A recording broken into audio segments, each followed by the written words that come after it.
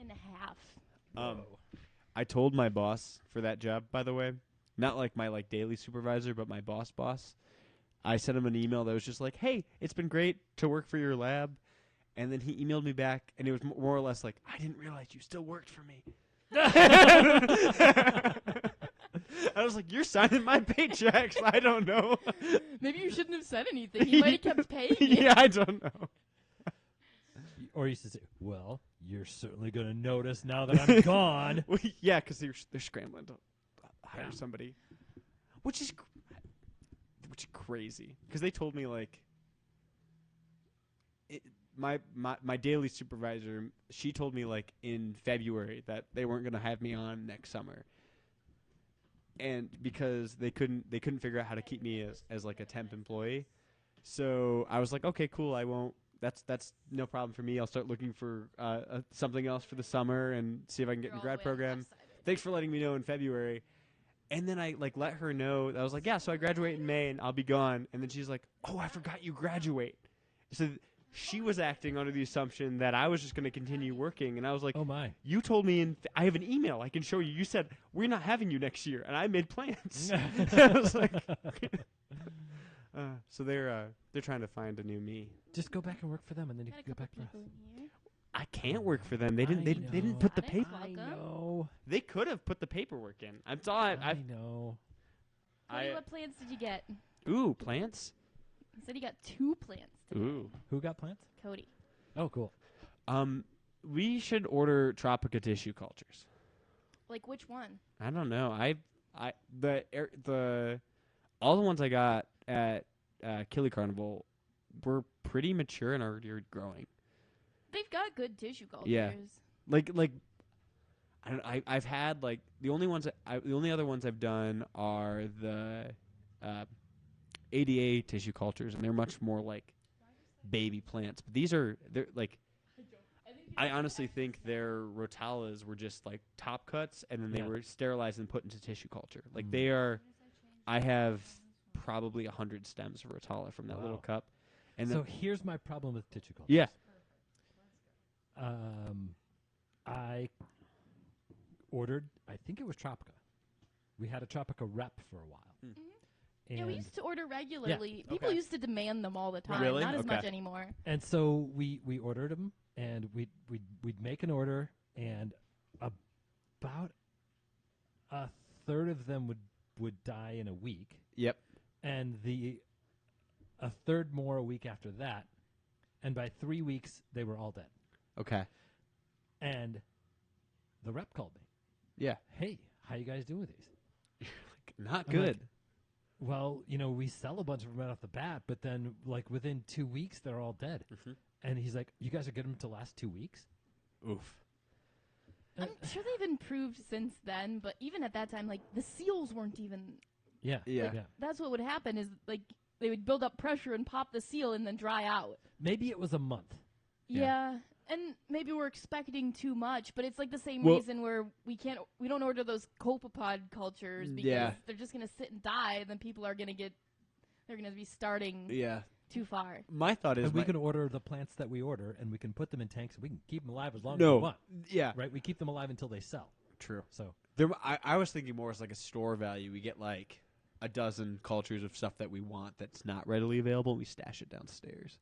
That would be worth that's doing. possible. That's more my Yeah. because I was like, man. That's the point of tissue cultures is rapidly propagating something you can't get any other way. Yeah. Right. Getting plants that you could get big, healthy individuals Yeah. from, I don't see the Because benefit. the schismoglossus that I got, you can't order that as grown specimens outside of tissue culture in the States. And then the Areocolon cinereum, I got probably 30 plants out of that, which is crazy. That's a classic tissue culture Yeah. plant. And then I yeah, do want I some. was gonna bring some anyway. I just totally in the We power outage. actually I did totally okay forgot. with that plant back in the day. Just these tissue cultures are getting old. Let's chuck it in there. Yeah, I'll bring the I'm gonna bring some cinereum, and then I'm gonna bring some of the Rotala indica bonsai because I got that as a culture I do too. want some real Rotala indica. And that there's no way I'm gonna be able to grow that plant, but I have a bunch of it. I probably have 100 stems of that. It's wow. the value like you get in the little Yeah, cup oh, is for pretty sure. good. For sure. But And like Cody's- if Oh, go ahead. you're doing like an uegumi style yeah, and you want to start out with just a boatload of whatever your field is going to be, that's Yeah. a great way to start it. I'm also Yeah. interested, and they have a couple varieties of. They have a different variety of dwarf sage than what we have normally, Mm. and then they have the smaller variety of Eleucharis. Yeah, they have Yeah. the Parvula. Yeah, They also have the true Helianthum tenalis, yeah. and that would be good to get going. But Like, Like- the actual dwarf chainsword. there might be only like a dozen plants that I think are like, oh yeah, we should get those in to have. I feel like the dwarf sage and stuff that would last in those cups for a long time. If you put them in like a wine Yeah. fridge. What do I you was laughing at Maddie's comment. love? Coleman said he met our Sarah food rep. What I can't remember his name. Frank. Frank. He's a really nice Super guy. good guy. Yeah. But you can read her comment if you want. She says, "I wish I would have known. I would have told you my dog loves their food." Everything loves their That's food. awesome. My cats like their food too. It's ridiculous. I think everything will eat it. I'm about to try it. It smells really good. Yeah. Sprinkle it on top of some Campbell's soup. It doesn't smell like fish food smells. Like I don't know if that makes sense. I get all sorts of weird like notes out of fish food sometimes. Like to me, sometimes like spirulina almost smells a little chocolatey. Yep, yep. Yeah, I don't. It just gets me that way. If anybody is qualified to talk about how good fish food smells, it is us. Like Particularly you. I mean, you've tasted most I of got to give it a shot, you know? it. Yeah. I mean, Not- some of them are just really garlicky. Like Thera A is always Yeah. nice to open. Not for human consumption is a suggestion. From us, it is that we're saying it, don't do it, and saying Calder has. Just means the pest dropping percentage acceptable It's a little is higher. higher. Right. Yeah, not that there's not pest dropping in our food.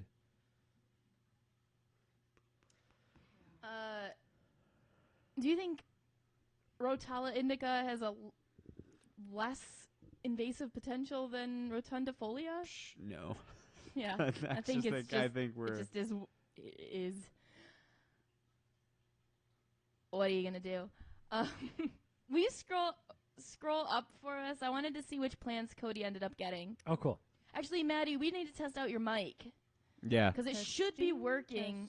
So if you heard Maddie say testing, let us know. Can you guys see? Hello. Can I see? I can hear you. Okay, that's a start. Yeah. Yeah. Oh, it's on this. Yeah. One. He said he got Dumb Cool. Cane and Arrowhead. Cool. Yeah. Those Arrowhead's not an aquatic. It's just like a marsh. So, yeah, Dumb Cane. I don't know what Dumb Cane is. That's a Dieffenbachia, which is now Sansevieria, which is the same.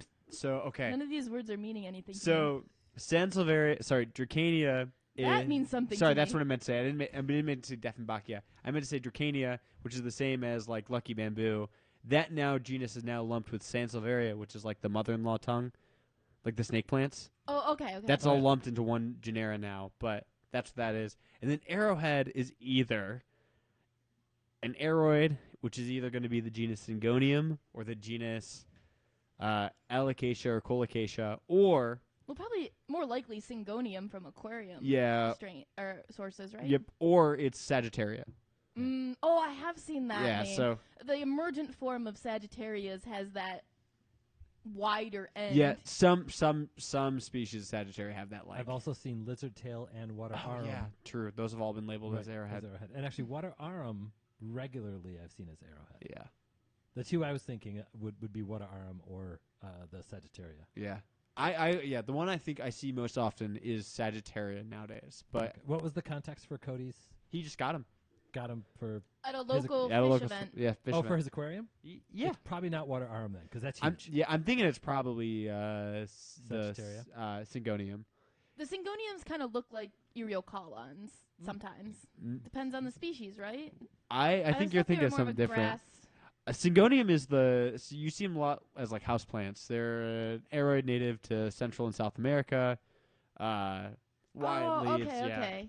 You see them sold. Like I've seen people grow them out of the back of fish tanks before, and I've seen them for sale at big box stores as aquarium plants. Now, what am I thinking Right. of? There's another S word that often look like Eriocolons. I'm gonna have to think about that. It's like a riddle whenever something it's like that cypress. comes up. A cypress hellfry? No, it was one that kind of came into. Syngathus? Yes, Signathus. That's what I'm thinking of. You're right. Nathus, Good not one. Gathus. Yeah. I got it. It is 7:38. Well, yeah. How are we feeling, folks? Good. I think we're feeling good. It's When we I s- lost our we Yeah, we lost our did feed. lose. I think we've got another tab up now. Oh, good gracious. I like. Come on, I Maddie. like Ben's label for this list. We need like a separate monitoring computer that we control so Maddie doesn't have to reach around. Is that Right. Ben's label or Amy's label? Which what one? label? The top 5 list for this. Oh. That was the title you mean? No. If you go back to the what Maddie had up, it was just it was just top 5 Mexicans. Oh, that's that's what I named my document.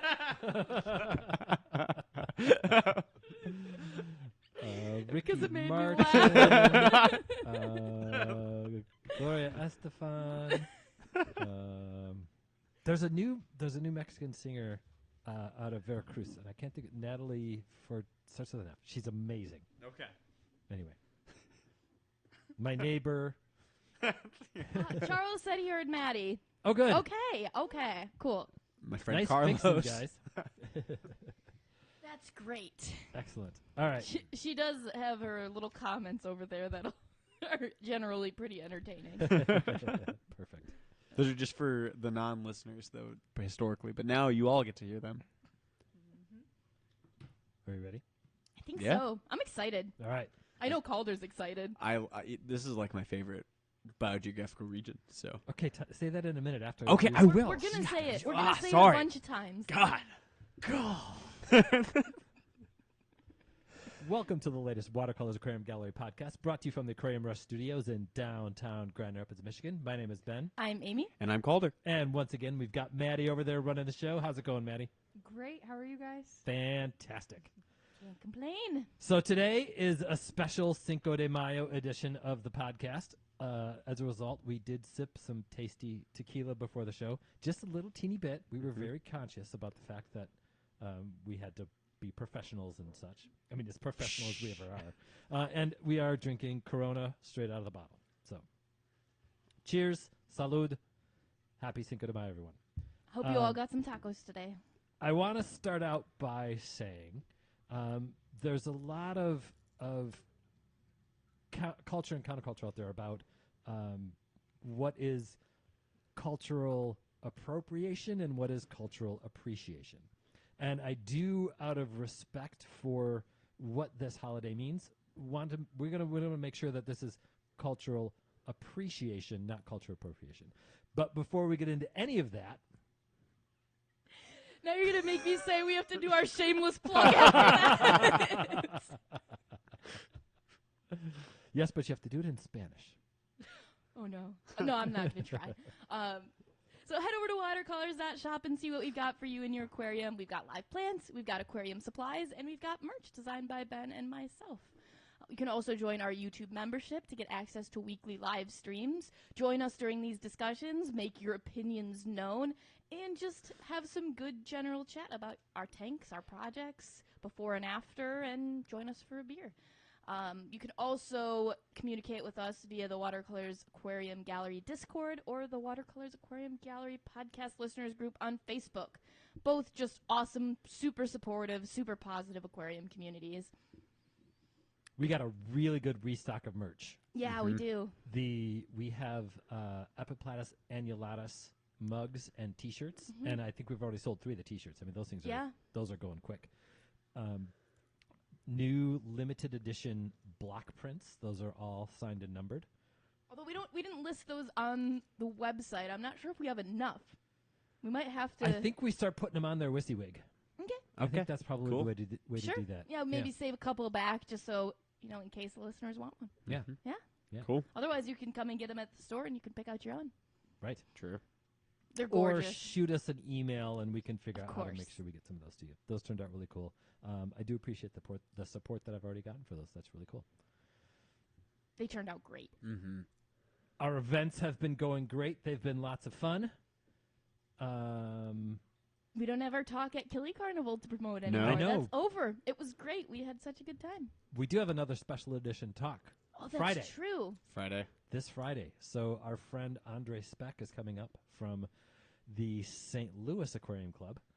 Is that what that club is called? Just the St. Louis Club, or is it St. Louis Aquarium Society. MAS, right? Missouri Aquarium Missouri Aquarium Society. Society. Missouri Aquarium That's what Society. it is. But it's Mass Sci. There's an I to it, and I don't know why.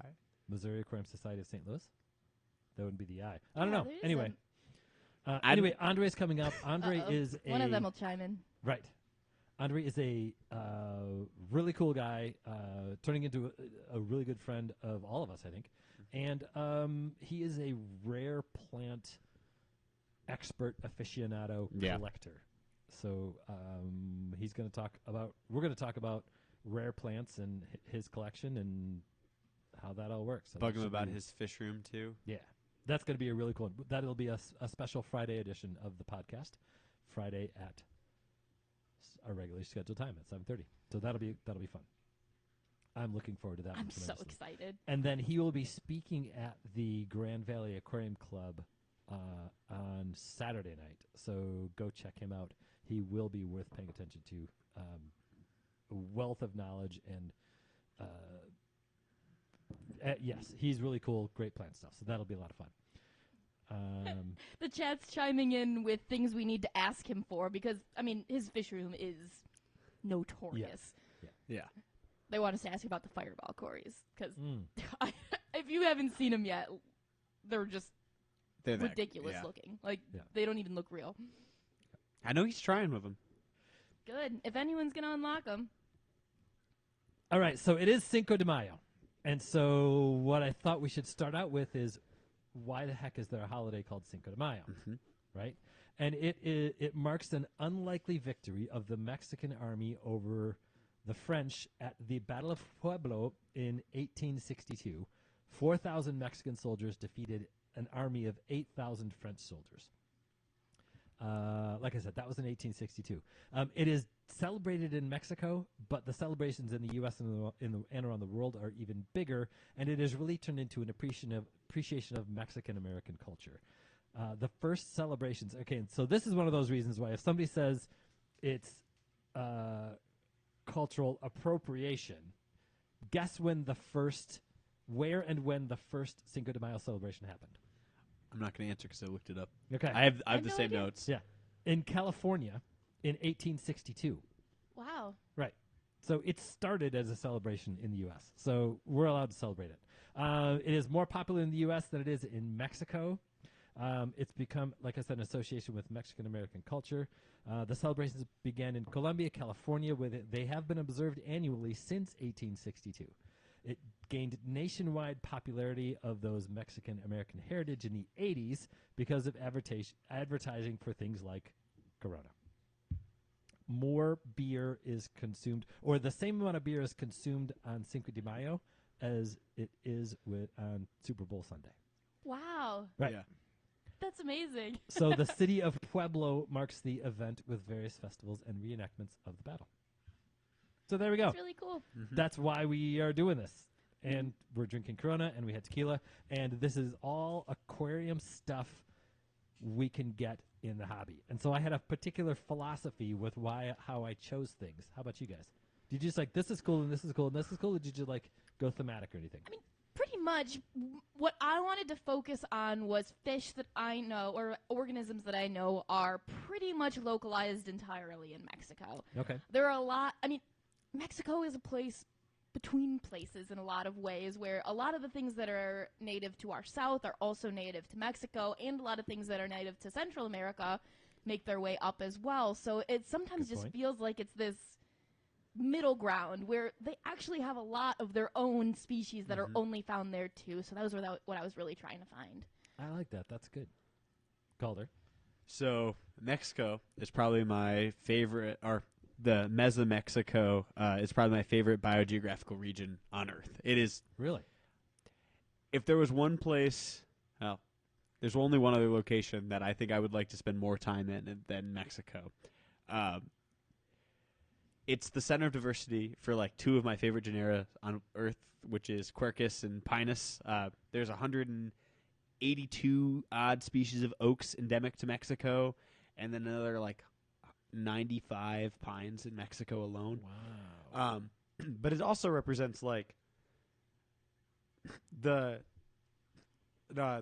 most southern part of the North American continent, right? So like, with the exception of far southern Mexico, the entire and parts of Baja, the entire country sits on the North American plate, which is surprisingly a lot of people leave Mexico out of North America, especially when you talk about like biogeography. But majority of what Mexico has is very similar to what we have here in North America. There's a huge fault thrust belt, which is the Sierra Madre de Occidental, which is one of the largest mountain ranges in North America. Third highest peak in North America is actually within Mexico. I didn't know that. Yeah, the average height of the Sierra. Highest elevation or tallest mountain? Because Mexico gets pretty high up. Yeah, there in it's some high places. elevation. Yeah, but the tallest peak is in the third tallest peak is in the Sierra Madre de Occidental in North America, only beat by Denali in Alaska and Mount Logan in Canada. To put that into perspective. Wow. So most of the Rockies are shorter than the Sierras. So all of the continental United States is shorter than Mexico. Yes, yeah. Average height of the median height, of the Sierra Madre Occidental is 2,200 meters. So a little over 7,000 feet is the average, the Right. median height. So, And do you know how tall the tallest peak is? I have it written down, I thought.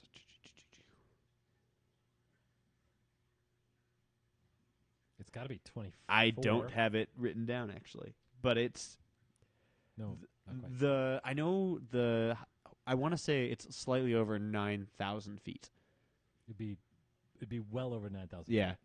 So Yeah, because Denali is 22, yep. Yeah. Denali I think beats it by a lot. Yeah. Denali is and Colorado is full of 14ers. true. There's 53 Yeah. 14,000 foot peaks in Colorado, True. and then California and Seattle or Washington State both have taller than 14,000. Yeah. Go ahead, producer. Anyway. The mountain is Pico de Orzabal, or She didn't want to chime in with the Come answer. on. come on.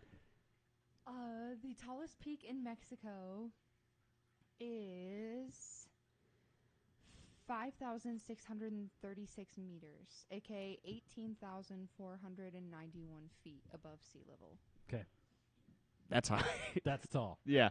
But Mexico in general is a really mountainous country. It's also my question earlier about like, because it's like how far are you from sea level, and then it's how high does the mountain stand above the things around it. Oh, Yeah. right. Both of those right. kind of factor into how tall a mountain is and how it looks. Yeah. It's a beautiful mountain. Yeah. Yeah, It looks like it should be the tallest mountain. that's cool. But because of this, in the Pleistocene, so it kind of represents the like Mexico was the climactic refuge for most of our North American flora and fauna during the Ice Age, right? When we had the Latizan ice sheet, it was here in Michigan. It was 10 right. miles above our heads. Yeah. So and you all- can walk there. Yeah, and all the oaks and everything were all hanging out here, and then they spread northward and diversified. So most of our diversity is actually, you can kind of trace back, some older lineages are all in Mexico, which I Wow. think is really interesting and important for understanding like the biogeography of this region. But Yeah, in sort of like the pop culture mind we have, Mexico is either a beach or a desert. yep, and it's neither. It is either. It is I mean, it's all. It's everything It's in everything between, in too. between. Yeah. But like the cloud there are forests. massive Mexican marshes. There are cloud forests there. Cenotes. Cenotes, yeah. But yeah, I mean it's just incredible. That's cool. But also when the Pleistocene ended and things started to dry out and the continent warmed, you had a bunch of South American and Central American species creep into Mexico, and then you had all of our North American species get isolated. So you get that's where all the Gadaeids are, all those weird isolated Right. Zephyrophora species are. All the oaks are up on these cloud forests. They only exist there. There's all this wonderful biodiversity there that's contained within it. Mexico is well known for live bears Yeah. and cichlids. Really, Mhm. those are the two groups that I think most people are aware come from Yeah. Mexico. Speaking of those two, that was I'm only going to talk about live bears and cichlids for a very particular reason, because I also want to promote the Bluegrass Bash, the American Live Bear Association, American Cichlid Association, International Betta Congress convention that is happening in Lexington, Kentucky. Oh, that sounds so good. Right. That's within driving distance for us. I'm not sure if I can go because I think something has already come up. But what I chose, like I said, live bears and cichlids to promote the Bluegrass Bash. There aren't any bettas in Mexico, so I couldn't come up with that. But anyway, International Betta Congress, American Live Bear Association, National American Cichlid Association, Lexington, Kentucky, June 25 to 28. You can go to the American Live Bear Association website or the American Cichlid Association website for more details. I mean, I mostly chose live bears and cichlids, but like I know my biases, Right. so that's why. I have one plant and one non-live bear cichlid. I did have a plant. Mm-hmm. I had some honorable mention plants, but I mean, the plants that grow in Mexico are just often very opportunistic and grow in a lot of other places as well, so they didn't make it on my list. We have very few Mexican endemics that make it into the aquarium hobby that are. But there were a couple. Mhm. Yeah. Mhm. Cool. Well, kick us off, Amy. All right. Or should I get you another Corona first? Ooh, I don't know. You might need to. All right.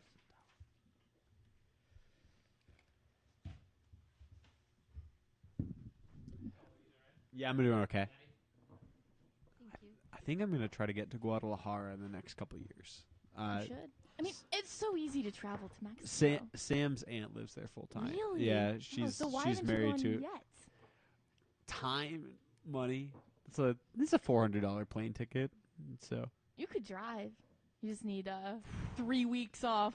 it is in there and a better car. You can leave right now for $633. That's a ton of money. That's a ton of money. It's free once we get there though, and that's like that And traveling within Mexico should be affordable. really cheap. Yeah. I also need to get better at my Spanish. I think. Yeah. I don't know. A lot, especially there, a lot of people are gonna speak English. But I wanna go into the cut. So like that's yeah. You just go in with your phone and you True. go back and forth. True. You can handle it. I did in South Africa, so. Well, I think English is probably even a little more ubiquitous Mhm. in South Africa. I also know more Afrikaans than Spanish. So. Do you really? Mm-hmm. That would be such a cool language to learn. I, I, don't know anything I grew about up it. with it, so It's like a language I have no context for, you know? it's like if Dutch was broken with Swahili and added a bunch of random vowels for no good reason. But Dutch has it. We're just chatting and because while we're waiting for Ben, Dutch has its own origin though, right? Like what? Where does the And Dutch a lot of language- German in it too. German, yeah. But yeah, I don't know. It's I used to get yelled at in it, so You know all the worst words. yeah, I do. I'd piss my stepdad off. I'd hear Afrikaans. That's how I knew I'd fucked up. Yeah, guys, you should both tune in to our episode and come and see Andre on Saturday because they're going to be different and he has like just so many amazing things to talk about. Yep. All right. All right, kick us off, Amy. What you got? I'm going to start with a live bear. Dun Live dun bear. dun. I'm going to start with Xiphophorus pygmaeus. Excellent. Yes. I love this species. It's a fish we've had at the store for a while. We've got a little colony. They produce some fry. I love to watch them. I think they're the most adorable things ever. This is a fish I really wish could get some more traction. Yeah. Mhm. Nano fish are so hot right now. This is the nano sword tail. See, I struggle with it though. I don't know if it is the nano swordtail. It's a small swordtail for sure. It's, They only get to about 2 inches max. which Yeah, one's smaller?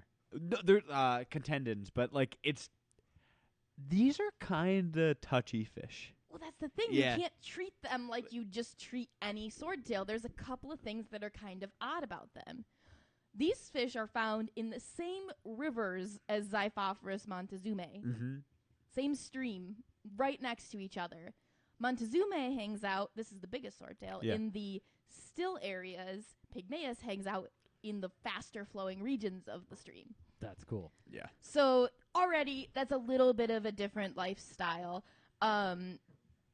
They are considered more difficult, but they are just a little bit different. They need really clean water. They need it to be well oxygenated. They reproduce really slowly because the males at some point in their evolutionary history decided that courting females is not worth their time. Yeah. And Yeah. they're just going to try to sneak up on them and make it happen when they can. Mm-hmm. Females don't really like that No. much. So they don't really want to spawn with Pygmaeus males. They'd actually rather spawn with Nigrensis males who are much nicer to them. Yeah. So that means that you kind of need enough males to gang up on your females if you want to breed them. They're also like the fry size for such a small fish is huge. Like I don't think they're much smaller than any other Xiphophorus fry. Like No. they're about the same size as the Hellerai fry we get, and Hellerai are like I don't know 6 times the body size At of a least. female Pygmaeus. If you're talking about mass, it might be 10 times. Yeah, they're huge. And the Pygmaeus fry, like I don't know, the most I've seen out of our colony, one female produce, and she was huge. She's no longer a part of our colony now. And the biggest brood I saw out of her was 12. That's massive. And I that think was like 5 crazy. is average. Yeah, I think we average. They have long gestation too for Xiphophorus. I think we average probably 15 new fish to the colony a year. Mhm. Like, And I don't think that they predate on fry much because they can't that much, but the juveniles will kill the younger yeah, ones. they outcompete them. So Hmm. if you want to keep them, there are some things you have to do, especially to get them to breed.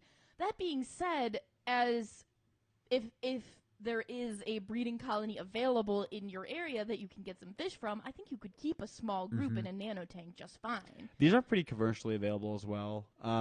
So whether or not you're producing a ton of fry, a trio in a 10-gallon Yeah. will probably do just fine. I would say like bare minimum for these guys is 10 gallons. Yeah. They there's like 2 factors. They don't do well when it's warm. Like when the basement gets warm in the summer, we stop getting fry.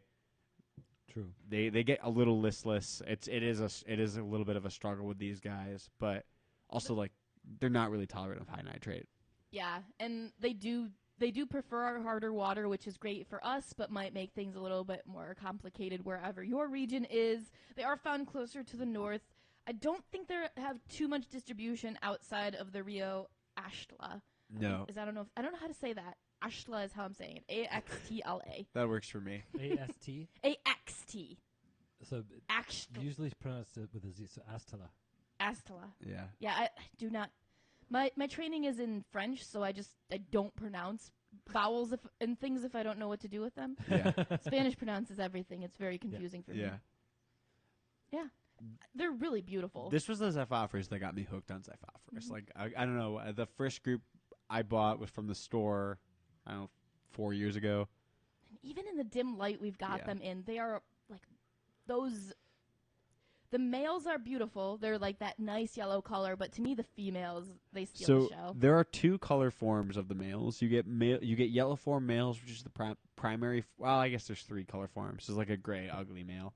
But there's the yellow form, which is the primary hobby strain that we have available. It's all the yellow form males, and then there's blue form males as well. So if you get a more wild like collection location, we actually select the hobby strains actually selected out the blue males. So they're all yellow males. But it's a really nice. It's a yellow. yellow. They're beautiful. They're worth keeping. It's a good yellow. But It's like a bright yellow, tinging on a little bit of Yeah. green. But if you want a cool like they're around in the ALA, sorry. But there are pretty new, like you could probably get like F5 stock of Pygmaeus. And those throw yellow and blue males, Interesting. which is fun. So those are really expensive stock. The only time I saw them for sale was at 2 in the zoo, and in auction they were well over $100. But Wow. for a little breeding group like 6, but Right. If you just want some mini swordtails, yeah. I think our retail price is $10 to $15 for them. when Yeah, we have they're them. they're $15.99, I think.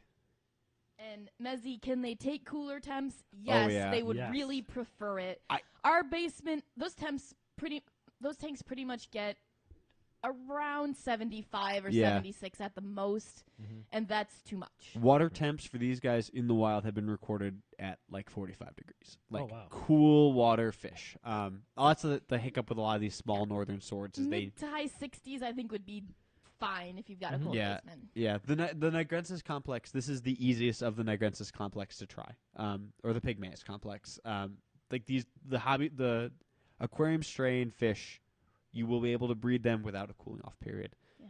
Some of the other species in this complex, you probably need to cool them off for. So Yeah, I'd love to see Excellent more little people fish. working with them. Good kickoff fish, Amy. I like it. All right, Calder, where do you start? I'm going to do the opposite fish to this fish. Excellent. So this is Xiphophorus alvarezi. Alverzai. Very cool. Well, I think this is one of the opposite fish. So this is one of the southern sword complexes, the complex fish. This is found in extreme southern Mexico. We had It- a colony of these for a while. It was really cool. This is a wonderful fish. I think this is the most colorful, easily the most colorful of the wild swords. It's sort of like if you mashed up some of the best features of some of the other fish. They kind of Mm-hmm. have like the malin dorsal, but they've got like the Hellerai color. Yeah, yeah. And that bright yellow tail, kind of like what is the other one we have has? Clemencia. Clemencia, Yeah. yeah.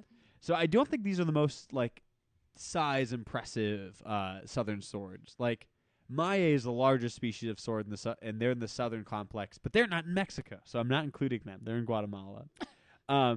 So these guys are found in the state of Chiapas and neighboring Guatemala. They're found in headwaters of rainforest streams. They're generally feeding on algae. But they are a wonderful sword. Males get about 3 inches. Females can be about 4, which is pretty big for a sword. Kind of manage these guys like Hellerai. They should be pretty easy to breed. If you're looking for like beginner swords, Xiphophorus species to keep, you really can't go wrong with Alverzai. It's easy to keep and breed. Pause for a minute. Yeah. What was that? Somebody said hello downstairs.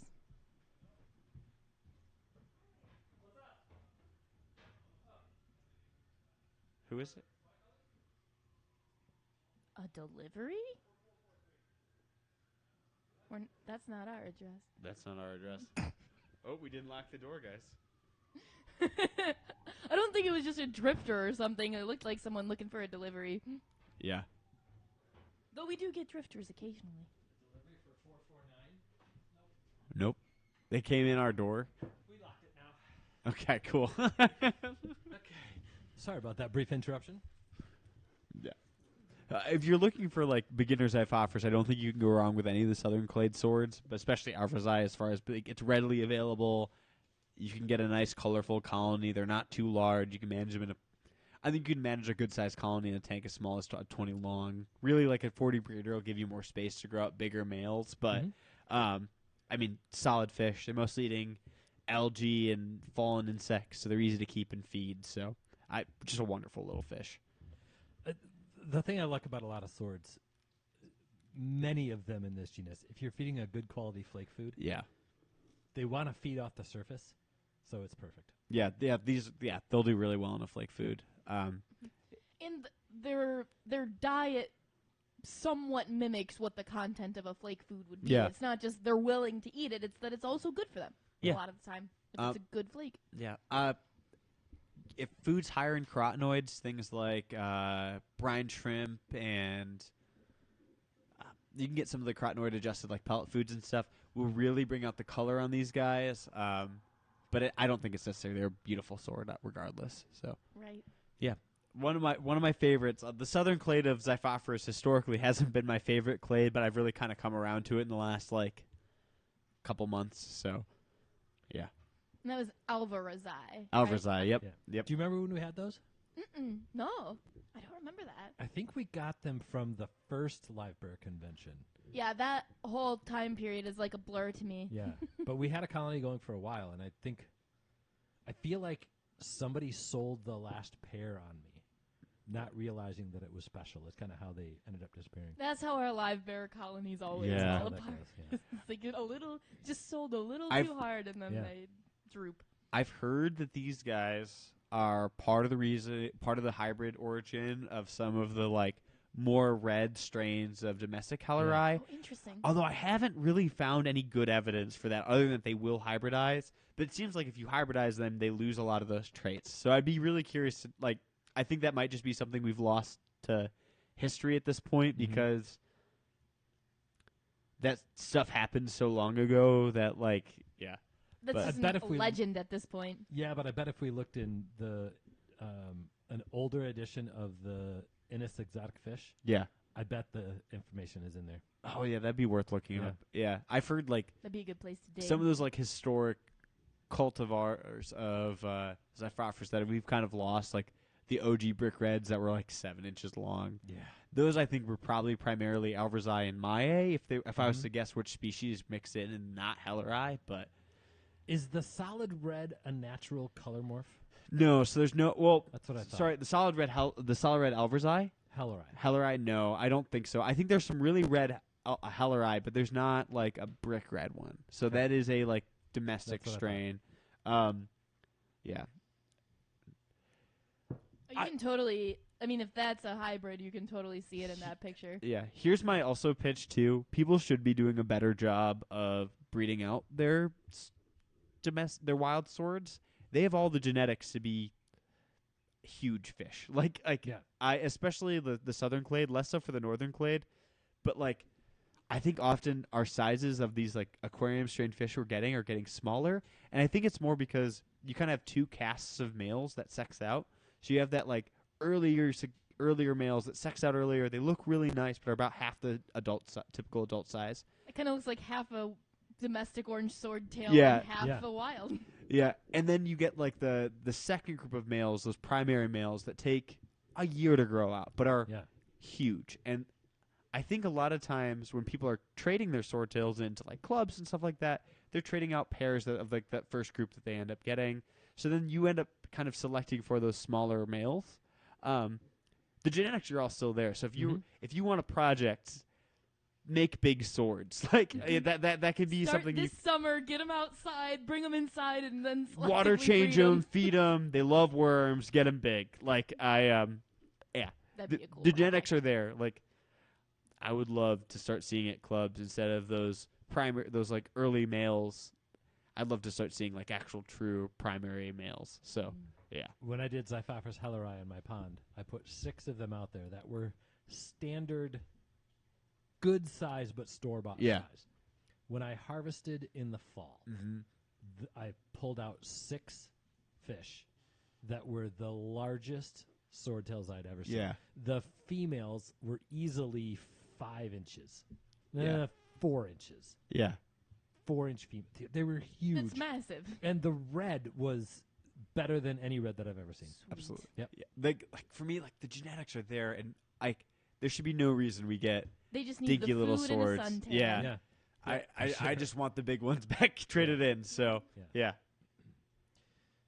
Well, Good speaking pick. of magnificent swords, I'm going to stick with the Xiphophorus genus, Let's do it. and we're going to talk about the other fish that are in the river with the pygmaeus, Nice. the Montezuma. Awesome. Fantastic The fish. smallest and the biggest, right? No, the biggest is Maya. Yeah, Mm. the smallest and the longest if you Longest. include the sword, Yeah. right? The body of the Montezuma is on the bigger side, but not on the massive side. If you look at like some of the southern males, they're like almost as wide, like as big as a dollar bill. Like it is, they're big. Yeah. fish. Big fish. Maddie, I feel like you chose the picture you did because the other ones look absurd, but that's actually legit what they look like. Yeah. The sword. This is a realistic sword size. Yep. The sword on a Montezuma can be up to 2 times body length. When you see them in person, something just doesn't look right about that fish. Yeah. It looks like your brain goes, wait, it's the perspective is off. The first time I saw them was at an ALA convention in 2008, and somebody had set up a 55-gallon tank in their hotel room and had about 50 of these in the 55-gallon tank. Awesome. And it was one of the coolest aquariums that I've ever seen. Yeah, without a doubt. Yeah. Magnificent fish. They get a pretty decent sail-like dorsal fin with really cool yellow and black speckling in it. Yeah. But that sword is unbelievable. With that sword, snout to end of tail length, that can be close to 6.5 inches long. Yeah. Just huge. They are found that same river that Amy said, and I didn't memorize what Amy said, but I do have it written down. Northeastern Mexico, the Tamaulipas, the northern Veracruz, and the San Luis Potosi. Fast-flowing, clear, rocky streams, hard alkaline water, cooler temperatures. Other than that, it's a swordtail. Yeah, they're pretty. My understanding of the northern swords, they're the easiest of them to do. Yeah, Which, yeah. I've heard that. yeah, My experience has not been that. Well, they're all hard, I think. yeah. All the northern swords are hard, but like, Yeah, but I had Nezzies that were just stupid Oh, ridiculous. yeah, yeah, Nezis okay. I've heard they're pretty good too. Yeah. But that's their sister species. That makes Yeah. sense to me. Yeah. But like, I don't know, compared to like the drama queen Negrensis we have downstairs, Right. where nobody seems to be able to get them past F3s. Like, ooh, yeah, those are. The males of the Montezumas can get a little bit nippy with each other. Oh So yeah, you want like a 3-to-1 ratio makes sense. at least, or a single male and as many females as you want. Probably good. Probably want a fair bit of space too for these guys. Just, So this is actually a fish that when it could have been a runner-up for our 55-gallon aquarium episode. yeah, A 55-gallon tank well stocked with these could be really cool. An oversized hang on the back filter because they do come from good flowing Yep. water. A bunch of cool rocks that come from pretty rocky streams that don't really have a lot of vegetation in them. Sand bottom round rocks that's going to be pretty biotopic looking. yeah. Maybe like kind of mix the textures of the rocks. There's lots of little crevices and things Yeah. for fry to hide in. Yeah. I have never actually kept these fish, and it's on my list of someday I really need to get this fish. To me, Totally. it's the bucket list holy grail swordtail. I feel like this would be a good basement fish. I don't think Mhm. they would do well in the office because I think it gets probably a little too warm here in the summer. But think like you're yeah. in the winter, I bet in the basement where I think the highest we get is maybe 78 in the summer. And Yeah. really, Yeah, and in, usually like, the tanks August. test a little colder than that. Yeah, too. like I bet they do really Don't get well too down much there. higher than 75. No, I don't think I'm going to make it down to Kentucky in June. If I did, it would be the fish that I look for. fair. Yeah. If you've never been to a live bear convention, it is really fun. It's so fun. It's also really fun to see the cichlid people, the live bear people fight. Mm-hmm. They don't actually fight; they just pretend, and it's quite humorous sometimes. Yeah. These guys are one. It's another like just like the Avrazide. Like you could probably find these if you started to get to know Yeah. some live bear people. Like Yeah. they're around. Okay. They are. But I'm ready to start talking about cichlids. Okay. That's We'll okay. come back. We'll come That's back. okay. I'm finished now. You can go ahead. You thought we were done with Xiphophorus? I got really excited about cichlids when I was doing my research for this, so that's what I want to talk about. And I got really excited about Herichthys because they're Fair. very, very cool. They are So cool. I'm going to start with Herichthys labradens. So this is an endangered species endemic to Laguna. Ooh, did I spell it? Laguna Media. Yeah, that's Yeah. the spring. Yep. Laguna Media Luna, and a little bit in the Rio Verde headwaters. This spring is absolutely beautiful. It's really deep. It's very open, and the whole bottom of it is just full of nymphea. Yeah. And that's Wow. where these guys come from. So this is a species that gets up to 10 inches. So you definitely need to give them plenty of space. These springs are warm and consistently warm all year round, even though it is found in a more northern region. You can keep them at 78 to 80. These guys are less than 40 miles from the Texas border. Yep. Yeah. And the springs were initially connected to the Rio Viejo, but because of development, they are now Mm-hmm. actually cut off. Oh wow. They cannot get out of there. So it is an endangered species that's likely to become more endangered as time goes on. The really striking thing about them is the breeding coloration. Yeah. Both the males and females have this intense bright yellow, and their bottom half goes completely black. Yeah. It's gorgeous. Really interesting behaviors. Definitely pairing fish that are biparental, so both parents help take care of them. The most fun thing about this parental care is that they will actually actively feed their fry by stirring up detritus for them to graze off of. So it's really cool to see if you look up videos for them. This is a fish that really could use a few people working with them. And I think the love for big cichlids has fallen off lately in our hobby. And that's a shame. I think so too. I think they've become less popular, which is probably good, but there are still some people who should really love these fish and work with them. So the two groups of fish, and I'm not ashamed to say this, that brought me into the hobby were fancy goldfish and big Central American cichlids. So I used to keep a lot of vieja. I had Herichthys. I didn't have. I had the regular Texas cichlid, which is actually a hybrid now because that's been split into 6 species. Herichthys is the genus the Texas cichlid comes from. That's obviously the most known fish in that genus.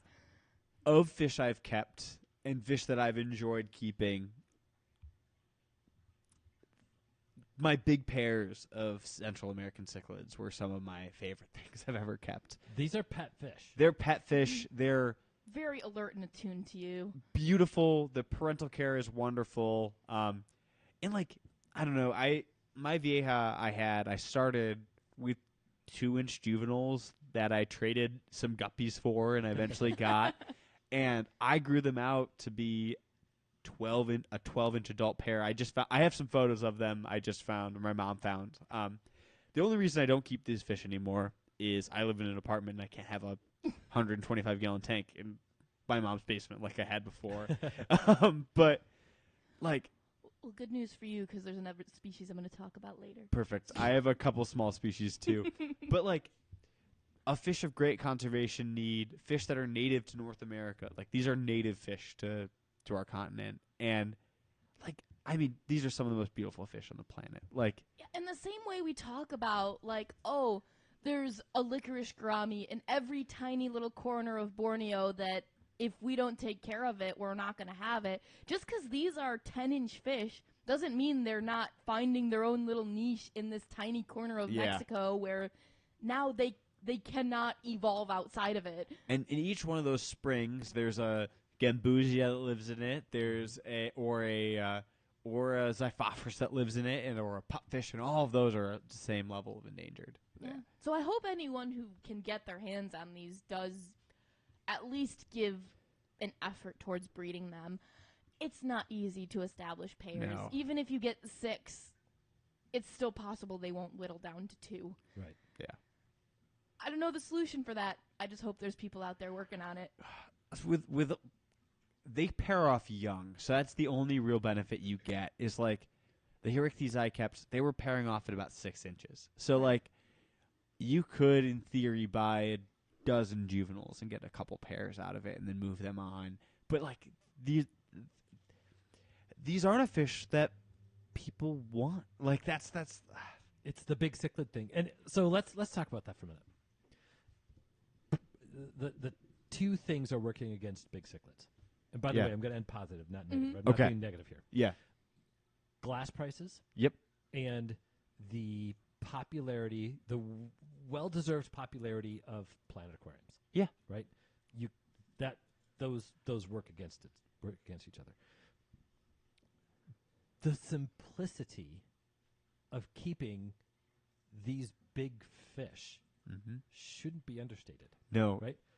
Who gets along with what in a Planet Aquarium? Well, this eats this and this eats this, but this doesn't eat this. And you got to the water potential of this. If you don't have enough of these, but you do have too many of these, then everything's going to fall apart. With big Central American cichlids, it's flower pot, lots of water changes. Yeah. Be careful with rocks because they might push them into the tank and break it. Yeah. And then put a big filter on it and do water changes. Yeah. What about water quality? Water changes. Water changes. Right. But What this what about like species- pH and alkalinity and temp? Don't worry about it. Just do more water changes. This species is not an herbivore.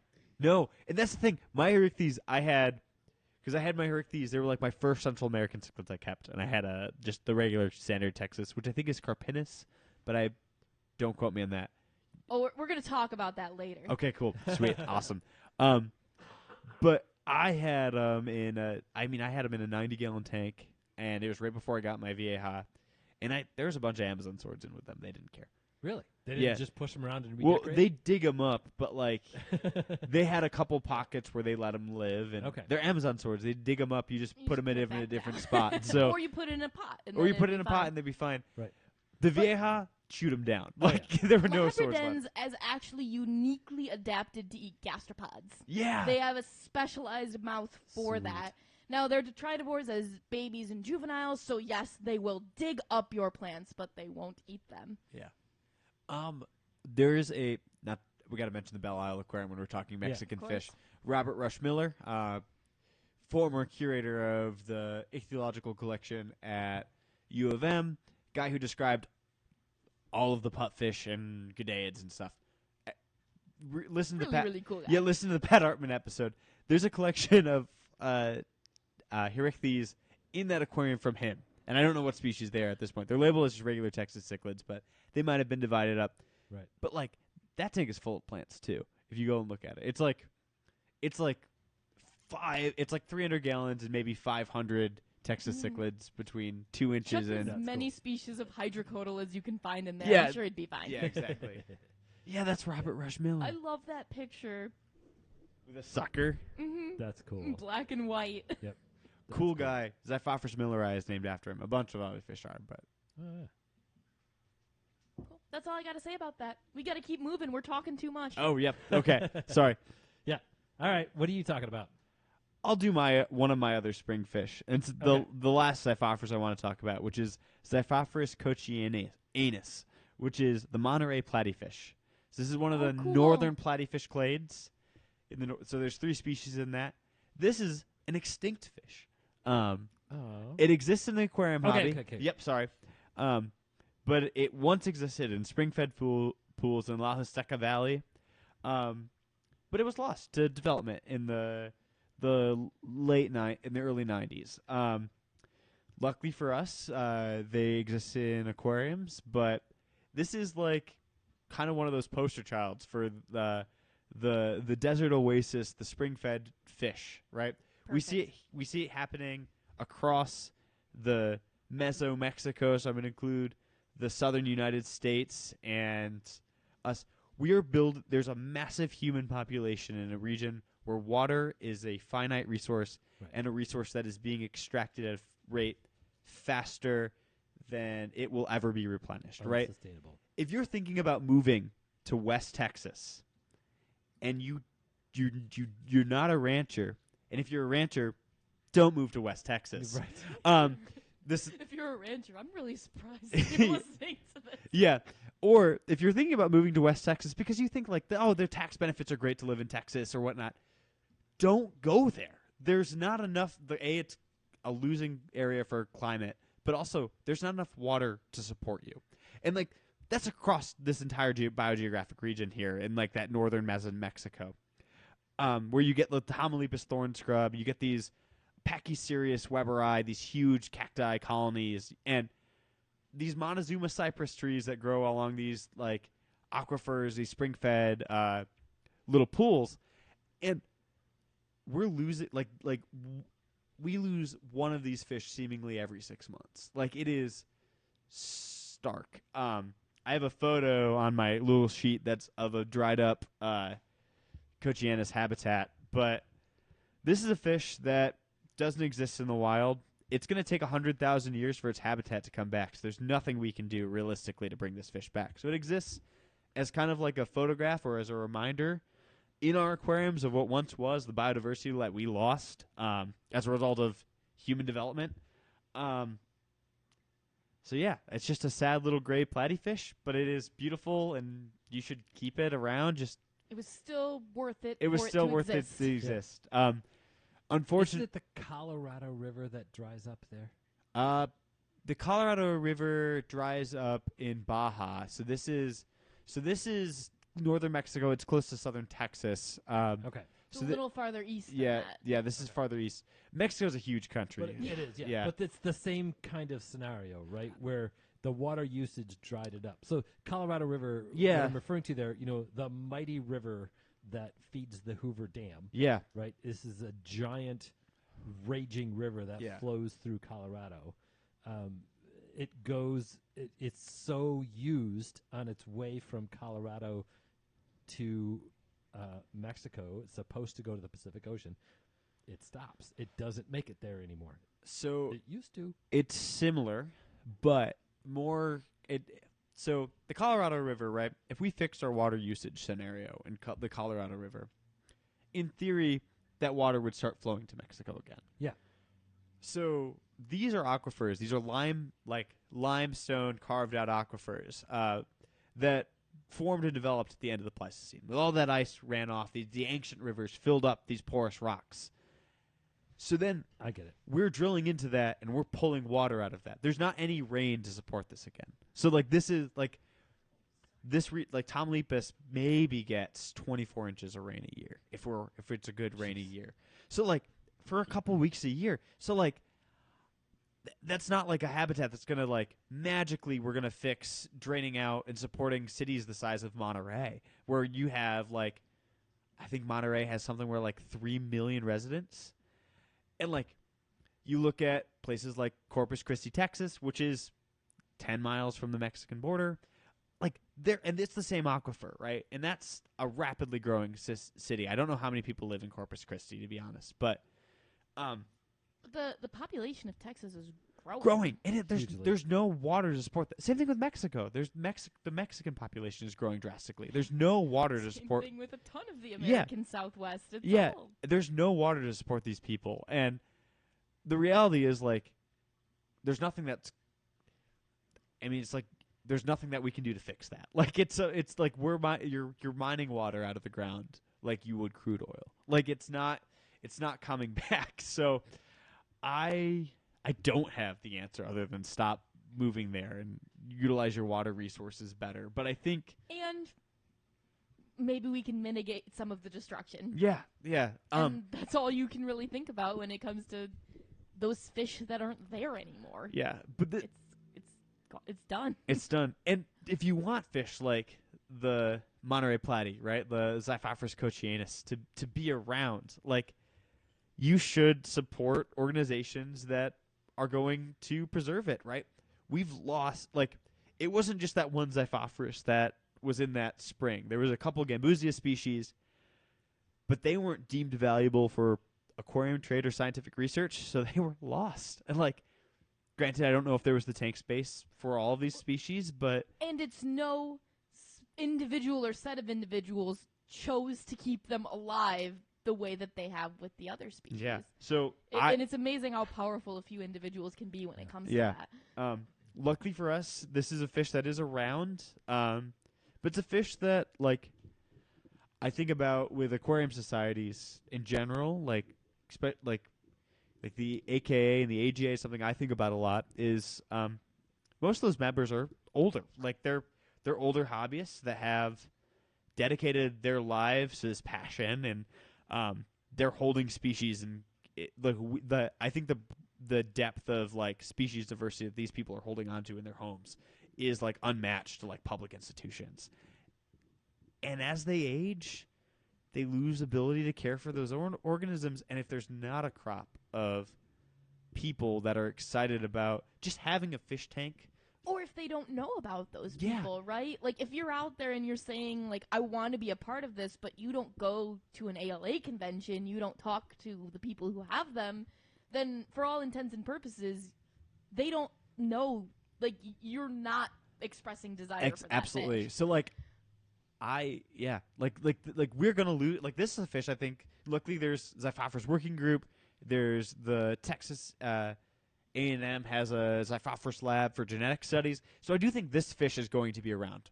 But Texas A&M produces some really Yeah. fantastic materials. they're like this is a fish that could fall out of hobby circles within a decade. Like just it could be gone, and then that doesn't leave a lot of genetic diversity left for the remaining stock. So Right. it's just something I think about a lot. It's a fish I'd love to get my hands on. If you have it, let me know. So, yeah.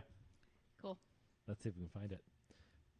All right, should I follow Amy or follow Calder? I still have both to talk about, so it's up to you. Yeah. All right, I'm gonna follow Calder with a platy that beats that one, Oh. or that did beat that one when I entered into a competition. Okay. I Because don't know it's if it still was. alive. No, I don't know if. I was like, God. It won It the went evolutionary extinct before. race. Yes, it was a competition. Whoever lost the competition got squished. No. What species is it? Xiphophorus evelinae, Evelyn. the Pueblo platy. Awesome. Yes. I jokingly say that because I entered this fish. It's one of the only times I've ever entered a fish into a show. Yeah. Maybe even the only time. And it was the wild type live bearer class. Mm-hmm. No, wild type platy class. Yeah. And I won. Cool. With my Xiphophorus evelinae.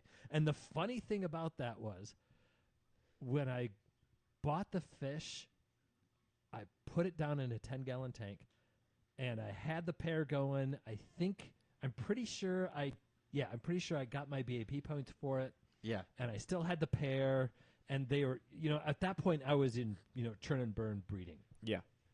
But it was a 10-gallon tank full of Java moss and Nias grass Yep. that I would throw food in and forgot about for like a year Cool. or longer.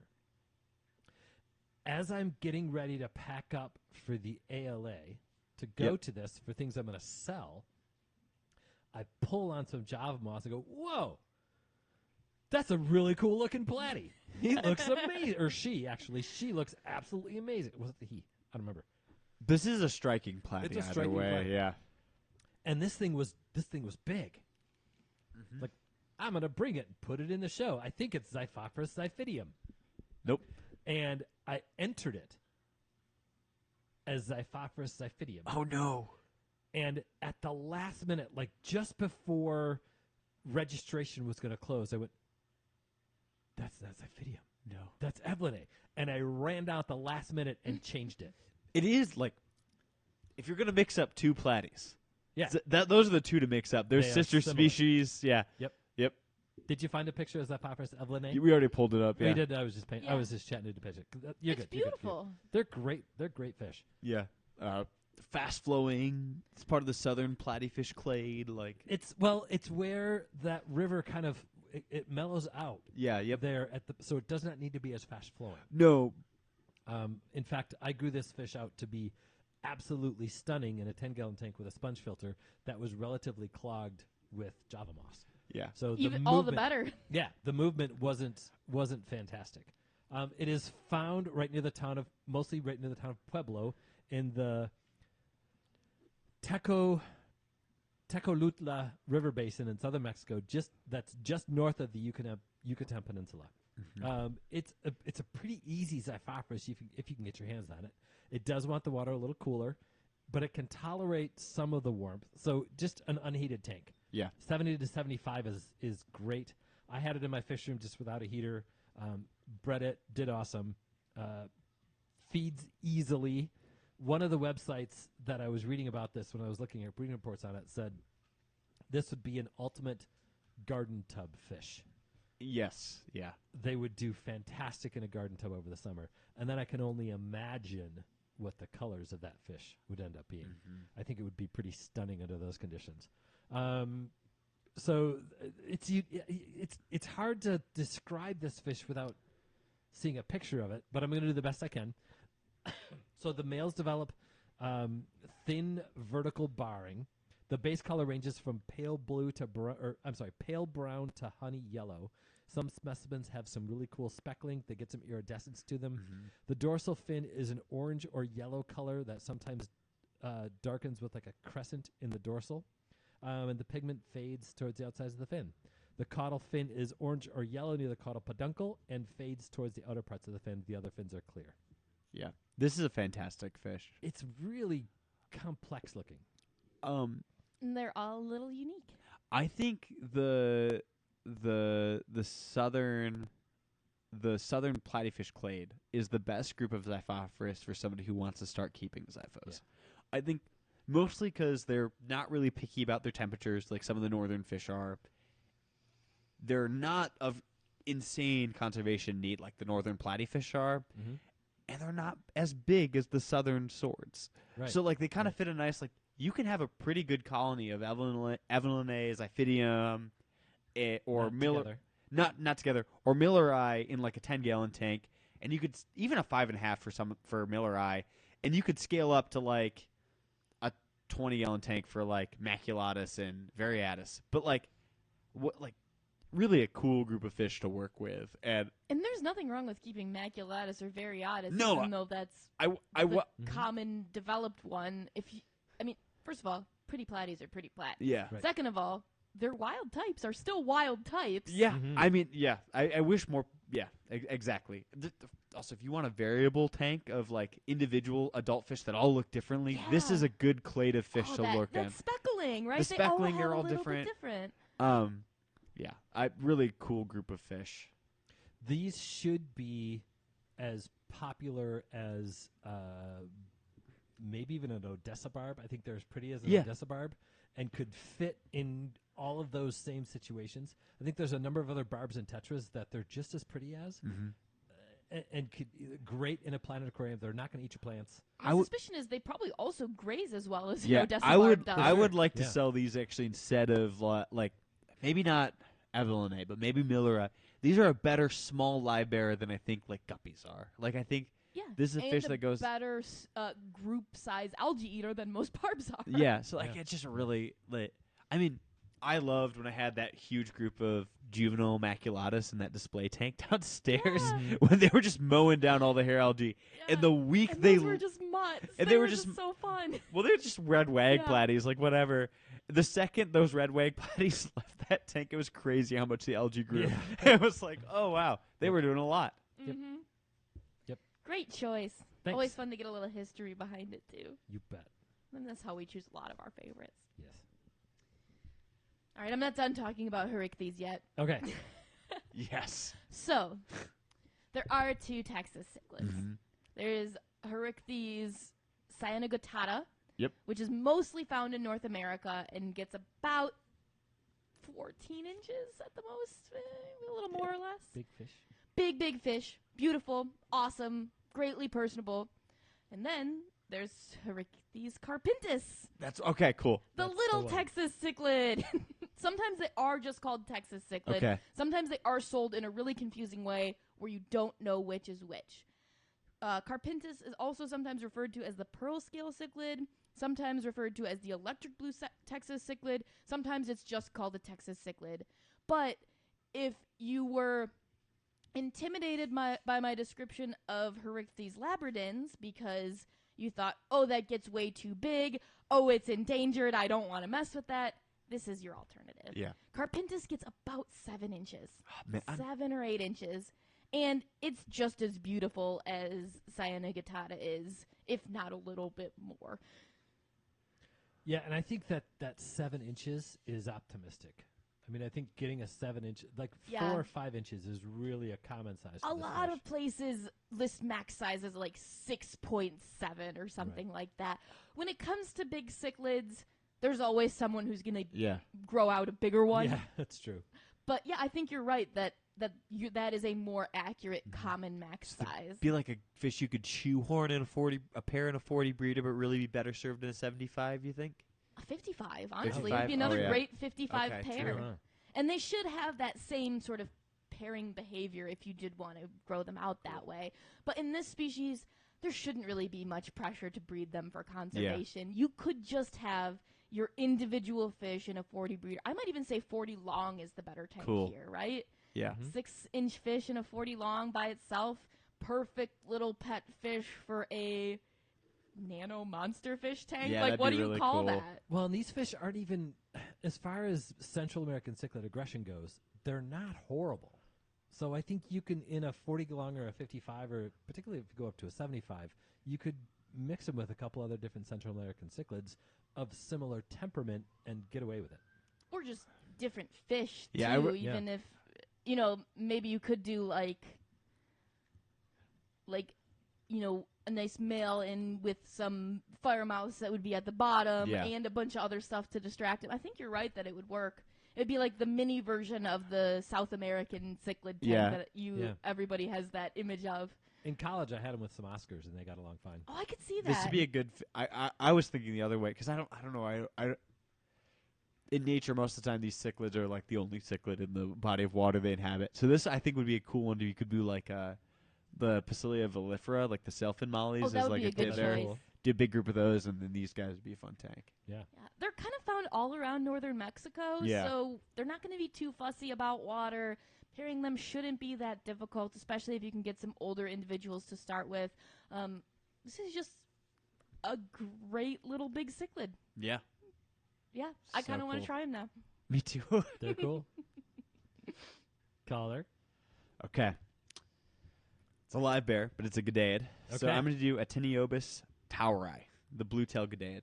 Oh, yeah. This is the first Gadaid I ever kept. We have some in the store right now. They're But just starting to look pretty. They're just starting to color Mhm. up. They're not the flashiest of Gadaids. They get a little bit of blue, especially the males. But I think they're the best beginner Gadaid. Like, They're not that mean. they're not that mean. They're a good size. I think like a good adult female's 3.5 inches, and they're not picky. They'll eat whatever. So they're endemic to the San Luis Potosi, and they belong to the Rio Verde. Is the river system that they live in. They live in like these thermal springs, typically amongst a bunch of planted plants like Nymphea, Ceratophyllum, some Pontomegaton species of some kind. So really, like, ideal planted aquarium fish. They're generally herbivores, but they'll eat insects too. Things like filamentous algae, they're really good at eating. I kept mine with a bunch of other fish. Like I had a little group. I bought them at 2 in the Zoo in 2023 for like. I sat through the entire auction, and they were one of the last fish of the like live bears, and they were like Last 4 fish bags of always them. go kind of low. I bought my little colony of them for like $6, which was a steal, and Yep. I put them in a 20 long with some other cories I had. They did great. They bred, and then I had them. I just moved them around to a bunch of my tanks, and I only lost them when I moved, and they're just the tank wasn't good for them, and it was poor timing. It was my mistake, but really a hardy, easy to keep fish. Really great planted aquarium fish. I think a good algae grazer. Mm-hmm. I think you can keep these guys in most of your standard community aquariums, but you can't say that. I don't think I can say that about any other Gadaid. Like right. maybe Gadea ultrapinus, but that's a huge fish. Yeah. But yeah, like they're pretty manageable on that.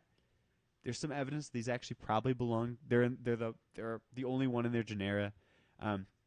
They might actually belong to Gadea as the genus. So, Okay. but yeah, really a wonderful little fish and endangered, but not as endangered as some of the other Gadeids. So a good gateway drug Gadaid. That little group we've had has been a joy to grow out. Yeah, they're beautiful. Yeah, and they eat whatever. Like Yeah. Oh, everything. Yeah, they are kind of my garbage disposal sometimes. Yeah. Oh, I've got a little extra this frozen food. Yeah, they'll eat it. I'm glad you included a Gadiad in it. That's good. Good call. It's Yeah. necessary. Yep, I like it. I'm just going to go back to Xiphophorus. Don't worry, it's my last It's Xiphophorus. hard not to. It is, yeah. And this is, I think, the next Xiphophorus I would like to try and keep that I haven't tried. I would love to get my hands on Evelinae again. Yeah. But if I keep my hands on Xiphophorus birchmani, that would be a really cool one to keep. It's such a different looking swordtail. Yeah. I'm a sucker for vertical stripes. Yeah, me too. And actually, honestly, I went back and forth between Birchmani and Malinche. They're kind of sometimes difficult to tell apart. They are distinguishable, but either one would be close enough for me. I decided to talk about Birchmani tonight. They get a really, really cool sail-like dorsal fin. Yep. Oh, beautiful. I would say it can rival Veliferum, Pasilia veliferum, the sailfin molly. Rival, not going to beat it, I don't. Proportionately, right? Maybe the poor man's Veliferum. Well, Veliferum is cheaper, so. No, well, Veliferum. Veliferum is a much more.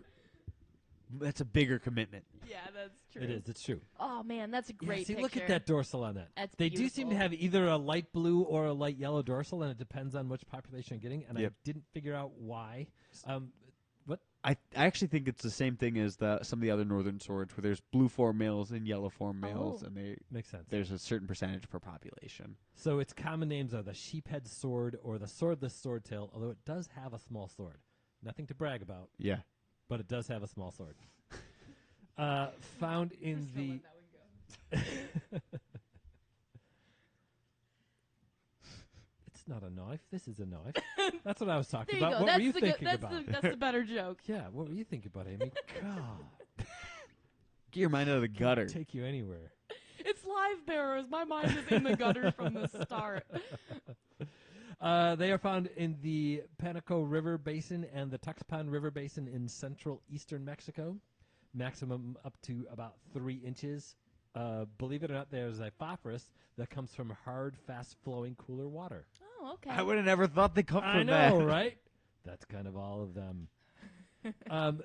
The reason they're called the sheephead swordtail is because they get a little bit, the males can get a little bit of a knuckle hump. Not quite frontosa-like, but Well, So- peacock reminisce of the... gudgeon-esque. Yeah, If you get a Yeah. male that's a couple years old, it's there. Like, yeah. yeah. I would love to do.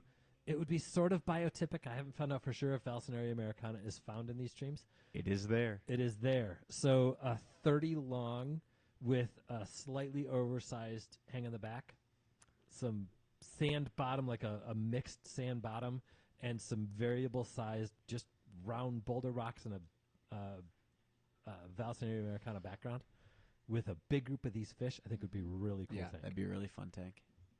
Hydrocodal verticillata is my new favorite plant that is found almost throughout Mexico. Too. Yeah. So if Yeah. you work a little bit of that in there, a little bit of that floating action, a little bit of that, like a little Maybe extra. like vertical bars of the fish would be, and the vertical growth of the Valsinaria is the look that I was going for. Don't worry, I've got a Mm-hmm. plant for both of you for that. Do you? Mm-hmm. Okay. Oh, you're gonna talk about it as like a Yeah, Okay. as a Okay. thing. That's Yeah, cool. don't That's worry. cool. That's good. There weren't any plants I put in as official entries. Ooh. No, me neither. But yeah, if I could find this fish, I would love to keep it. The last time I saw it was at an auction, an ALA auction, probably 10 years ago. I heard people say it's still around, but I haven't seen it. We're gonna have to send a contingent So, down in June. I know Right. somebody who has them. Okay. These are another northern swordtail. This is kind of a pain in the butt. So yeah. they need they prefer a cooling off period if you can give it in the winter. Not as extreme as some of the other ones. But we can do that here. Yeah, like low 60s through the winter, Yeah. and then let them warm back up again. Someday I'm gonna have a Xiphophorus greenhouse, Yeah. and then I can really go into northern There you swords. go. But I love it. yeah, That'd be awesome. Yep. Good pick. Thanks. All right. Well, we mentioned them enough times, so I may as well just bring them up because I chose to put Pasilia volifera on as one Awesome. of my picks. Cool. So the Yucatan Molly, or the sailfin Molly to me. yeah, I think so. Yeah. It's the bigger one. It has the bigger sail. It's the sailfin Molly. Yeah. Have you seen the giant strain? No, not particularly. I was looking at wild types for this. Well, no, it's a wild collected strain, but it's really? one that's been maintained really well. It's like Interesting. 7-inch males. So this species is found along the coast of the Yucatan Peninsula. Hybrids with Latipina are common. Those fish are Yeah. kind of hard to tell apart anyway, but this species should get a little bit bigger with a little bit of a bigger sail fin. 4 inches is the most common neck size, but they can definitely get bigger than that. It would Some be of those males get massive. yeah. It'd be fair to assume that any sailfin molly you see for sale that's labeled as a sailfin molly that doesn't have a collection location is either Volifera and Latipina hybridized together if it looks like a wild type, or Spenops if it's got anything that's not a normal wild type color. Right. They have really amazing dynamic displays between Yeah. males. They're also going to be followed up by dramatic fights if Yeah. if that is possible. So you definitely want to give them plenty of room. For a 4 or 5 inch colony of 4 or 5 inch fish, I mean, a 55 would be another good Yeah. tank for this fish. It's true. They're found from freshwater to almost full salt, but do best in freshwater, from what I can tell. You're definitely probably going to want hard water either way, water that's a little bit more basic. But really, as long as you've got that, they're not going to fuss. Make sure you try to limit aggression as much as possible. Lots of females to males. They're going to eat some fry, but make sure they've got lots of hiding places. Basically, it's a molly. Cool. But it's definitely one of the coolest ones. I think it's the coolest. I think that a molly that can get up to 5 or 6, sometimes 7 inches long, with a fin like that. I think it's the coolest molly.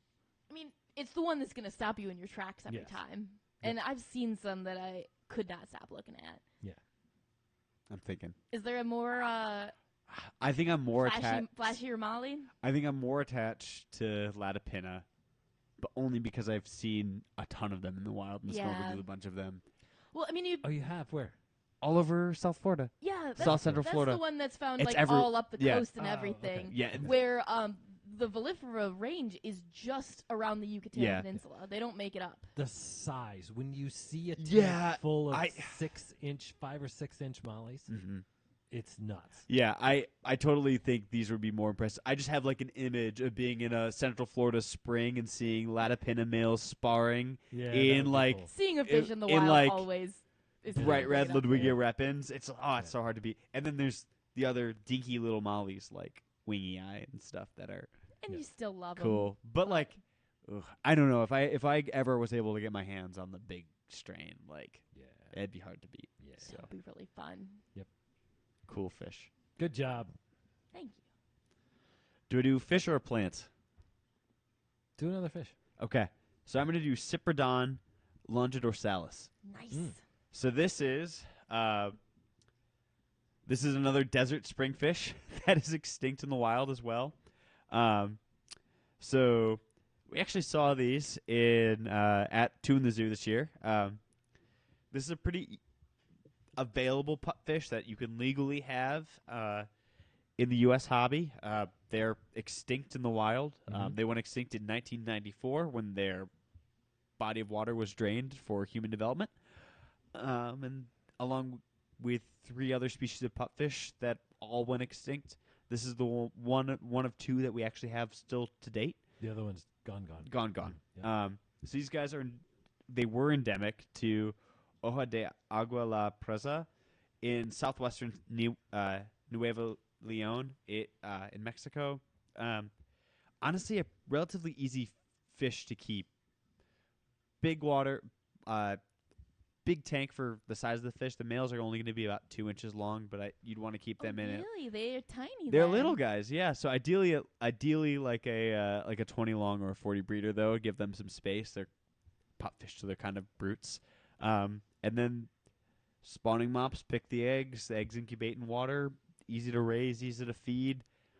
They should kind of stick around. I'd treat these guys like a lot of your like Aphanius or Paraphanius. But this is the same genus They kind as of look like them. yeah, this is the same genus as all the famous pupfish, right? Like Cyprinodon, Diabolus, and all the ones out the American Southwest and all over northern Mexico. But this is one that you can have and keep and breed, and they're beautiful and gone. So for the same reason that the platy went away,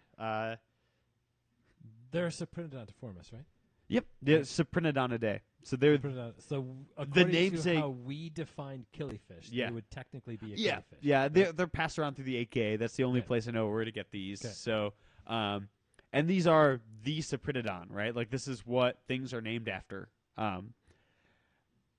This is the one that comes to mind when I think about a fish that could go extinct in the aquarium hobby quickly. Yeah. There's a couple zoos in Europe.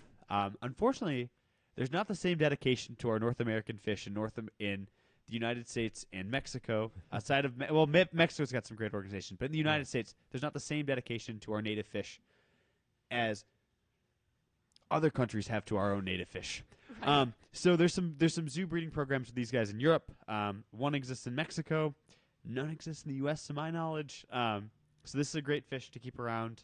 If you want to try a pupfish, get eggs of these, and this is a good starting point. It's not something I've done before. A guest on the podcast, Dave Hammerline, has kept and bred these for a Yep. long time.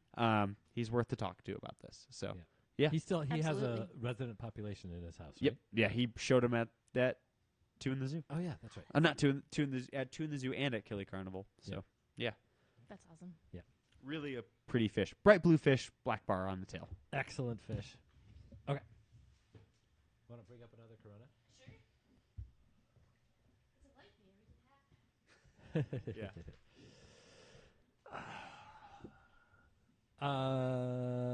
Yeah. Pupfish. I love the similarities between the Sapronodons and Lateralis. What are the? Crocodon. Crocodons. Yeah. They look like pupfish. They do look like pupfish. Shockingly not that closely related. I know, outside right? of, yeah, they're just Yeah. convergence. Yeah. There's a genus of Gadeids that's egg laying. Crantrichthys, I forgot that. I saw them in person once. Bailey. They look like just like pupfish. Do Yeah. all the pupfish things. It's just there wasn't a pupfish in that water, and a Gadeid snuck in, and that then became an egg Yeah. laying. Yeah, it's really Yeah. cool. I've Uh, kept Crocodon Lateralis before, the red form. Oh yeah. I haven't seen the red form in a while. I've only seen the black form. They were at Two in the Zoo. It's They not Two in were? the Killer Carnival. Yeah, I missed it. they went up for auction. They went for well over $100 in the Really? auction. Yeah. Okay. I was talking to the guy who bought him. Actually, he's like, "Well, I blew my entire fish budget, but it's worth it." I was like, Yeah. "Okay." Yeah, they're really cool fish. He goes, "The fish budget's more of a sliding scale." Yeah, absolutely. He's like, "My fish budget was $50, and Yeah. Yeah. What do we got in the chat?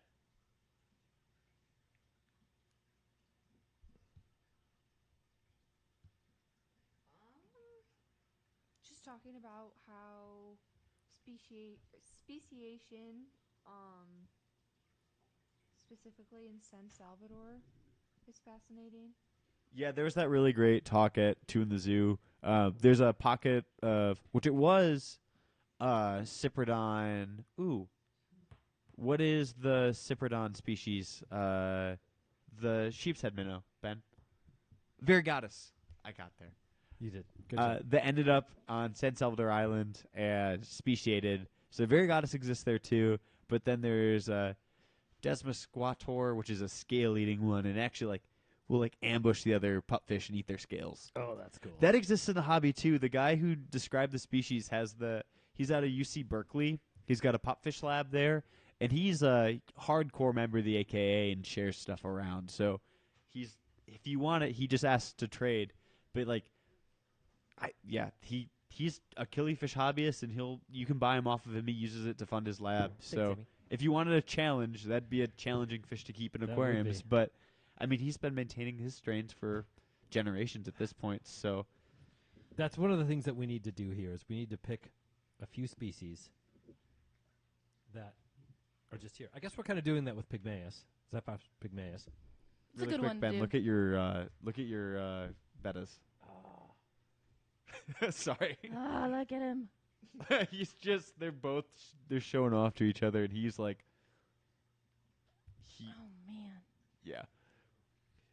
That's This a would be spectacular fish. the San Salvador pupfish, as cool as they are, would be really hard for us to keep.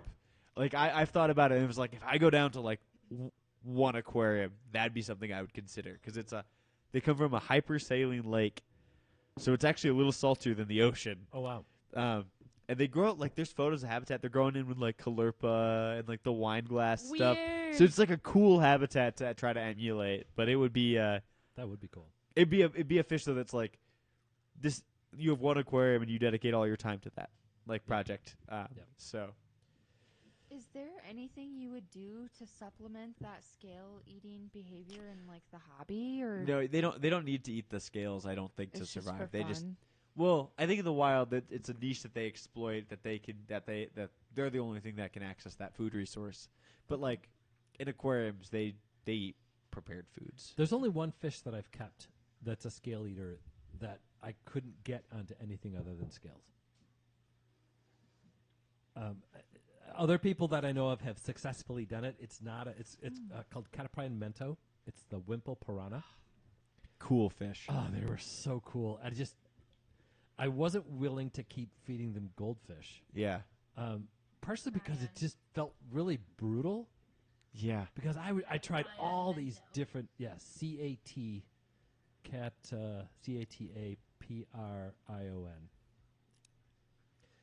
It felt really brutal because they only eat the scales.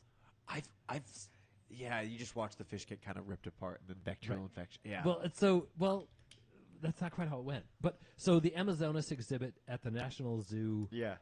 in Washington D.C. had a group of these. So they had maybe 200 flag-toe procolotus Okay. and 3 Wimple piranha in with them. Oh yeah, that'd be perfect. And it was the right ratio where the Wimple piranhas could go up. They just every once in a while, I would see them go up and flip a scale off one of the fish. Yep. It was really cool. And so it took like 3 years for me to find these fish, and I kept them. I had 3 of them in. It was a 40 extra tall. Okay. So there'd be a 36 by 12 by. I don't know what that extra height would be. Yeah. And I tried. Everyone said brine shrimp is actually really close to scale. The makeup, Yeah. chitin and all that stuff, right? Yeah. And so I tried brine shrimp. I tried all kinds of stuff. Couldn't get meat. It was Finally, quick clip, but they showed it. did they? Finally, I put a couple of goldfish in there, and the first reaction of the piranha was fear. They hid. I'm like, Yep. well, this isn't gonna work. I left, came back down and looked at the tank, and there were these 2 completely scaled goldfish Oh no. gasping on the bottom of the tank. I'm like, Here comes. This poor Severum doesn't know what's coming. God, they're so cool. they were amazing. I do know somebody who's kept them and got them on mysis. See, if I could get those on mysis, that'd be perfect. They're The- so beautiful. The trick was for him. They're softwater fish. So Right. I know he treated them like Ultim Angels. Yeah. And then he couldn't Well, get they them. were with Ultim Angels Yeah. in that clip Yeah. we just Oh, okay. watched. He couldn't get them to eat prepared food until he started treating them like Ultim Angels, and then they started to feel a little bit more comfortable and were less stressed, and they ate. But I saw them on our list, our wholesale list, 2 years ago. yeah, Man, was piranhas are very so much tempting. cooler than anyone ever gives them credit I think- for. Yeah. as far as piranhas go, it's a pretty outside of like feeding, it's a much more manageable species Well, than they a lot get of the about other. 6 Smaller. inches as maximum Yeah, so like size. 40 breeder dedicated to them would be Sure. a cool tank. Actually, you want they're really tall. Oh, yeah, I would true, go true, I true. would go tall. 65. Yeah. That'd be a cool 65. Yeah, They're it not a would be. schooling piranha, are they? They're single, right? They usually live within a school of fish Okay. So yeah, and parasitize on that school. yeah. Cool fish. Let's keep going. Anyway, those are not Mexican fish. Whose turn is it? It's your turn for your number 4. That's what I thought. Yeah. 'Kay. Right? Yes. Am I right? Yep, that sounds right. Okay. All right. So I'm going cichlid. Good. Therichthes helleri. Fun. Okay, cool. I don't have to do mine now. Did you have that one too? No, I had a different Therichthes, Different but Therichthes? Okay. I was looking for a different Therichthes, but then I found out they're found just south of Mexico, but this is the closest one. okay. So Therichthes is the genus that includes the firemouth miki. And a lot of the other fish in the genus are found in Mexico. Yeah. But this is the smallest of the genus found in Mexico. Okay. There are 2 others that are smaller, but this one for the ones found in Mexico are smaller. Small, peaceful, colorful, don't eat plants, do a little bit of sifting, but not terrible. They kind of check a whole bunch of boxes. Basically, these are Central and North American Geophagus. Not or closer quite, maybe to because- an Akara. Akara, yeah. 'Cause Yeah, It's smaller and more peaceful and yeah, and they don't like the earth eaters, the Geophagus they will clean your sand. True. These Right. won't do that. These are a little more picky. They're going to Yeah. look for something in the sand and then dig through it. like Like the an thread, Akara like or a ram. threadfin Akara. Exactly. Yeah. Exactly. Yeah. They are found in rivers and streams in central Mexico. Not as big, not as aggressive. Wide pH range and temps in the mid 70s. So these don't need the water to be quite as hard as some of those Aphophora Yeah. species that we're talking about, but they can take it. Mhm. So a lot of the standard planted aquarium parameters that we keep are going to be fine for this fish. And then you can keep it with something like Sirius stone, because that's going to raise the pH in your tank a little bit, and these fish are going to be just fine with it. A group of them in a 75 would be great. They say max size is 7 inches, but that is exceptionally rare, with 3 to 4 inches being pretty common, and maybe you're going to get one up to 5 inches. I found Thoricthes maculopinus as smaller than Helleri. Did you Ooh. really? Yeah, I Oh, found cool. max size on those on fish bait was 5. Oh, fun. Ooh. But Yeah. that could also be just skewed data. This one, it was very clear that max, they found some at 7, but they think it was an anomaly. yeah. That's So what max probably size talking is similar. not a good judge. You know, They are- like, what does max size mean? They are like sibling species too. So Yeah. yeah. Yeah. So this one, a 75-gallon tank with a group of 5 to 7 fish, and then some of the larger Pasiliids or Xiphophorus on top, Yeah. which really maybe the parameters might not be right for the Velifera, but maybe. Be a good one for a lot of the southern clade swords. Yeah. Like I throw was your thinking they Hallorai might- over top. Yeah, Those that would be mollies that are perfect. the same size might actually be too pushy for Yeah, the I- cichlid. Yeah, Yeah. that could be. So Helleri, just Yeah. just Yeah. Helleri. Oh, that's that would be perfect. a Alvarez really, Eye, I'm really gonna any go of them, bad with yeah. that. Yeah, that'd be a really cool tank. Colors on these fish are fantastic. Take a Yeah. Firemouth Miki and then speckle it with a whole bunch of other colors. Dim the red slightly, but make it shinier. Yeah. And add some yellows and some blues and some greens. Also, like the displays on firemouths in general when they like fan out their gills and they're cool. flaring up. Oh, it's Just so because cool. they're common doesn't mean they're any less cool. Yeah, I mean, we had a group of Miki forever downstairs, and they were a fun group of fish to have. They were cool. They were big adults too. Like Mhm. some of those were like 7-inch long And fish. you It's still, cool. every time you pass them, you're like, wow, that's a really pretty fish. Yeah. Yeah. And to get something a little more unique on top of that, a little more rare, maybe a little smaller, Yeah, even better. Yeah. Yep. Good cool choice. fish. I can think of another, maybe a decent dither for that. Maybe another addition to that tank. You guys left me a fun one. Yeah? Yeah. I'm going to talk about a Kerosene. The Oh, cool. Mexican tetra. Excellent. Yeah. I was Awesome. hoping that one would come up. So, Astyanax mexicana. I was hoping you would have it, Amy. It needs to be discussed. Yeah. Yes. So most people don't really know Astyanax mexicana. That fish gets about 4 to 5 inches. You could treat it like a similarly sized tetra. It's kind of a pretty silver fish with some red fins. It's illegal in some southern U.S. states too. That's not that surprising. Yeah. Yeah. The more well-known, less common variation is the blind cave tetra. Right. Woohoo! And this species is extra fascinating because it's in both phases of evolution at the same time right now, and we can observe that. So on the surface, they're a beautiful little silver tetra. Well, not that little, 4 or 5 inch silver Yeah. tetra with red fins. And as those populations go down into the caves of Mexico, they become pale pink, almost albino looking with no eyes, and they're blind cave tetras. Troglomorphs. It is amazing that it's the same species. And it's the same species, like, that crossbreed with each other in the same space. Now, there are people that disagree. There are some people who call the blind cave tetra Astyanax jordani. Those people are wrong. There doesn't seem to be a lot of good evidence that they are different fish. So there's really good evidence that they're not different fish. So there's populations of Astyanax mexicana that are blind cave fish, troglomorphs, that are more closely related to surface forms than they are to other forms of the cave fish. So they've I'm getting it. they've evolved to be blind cave fish more than one time. And Right.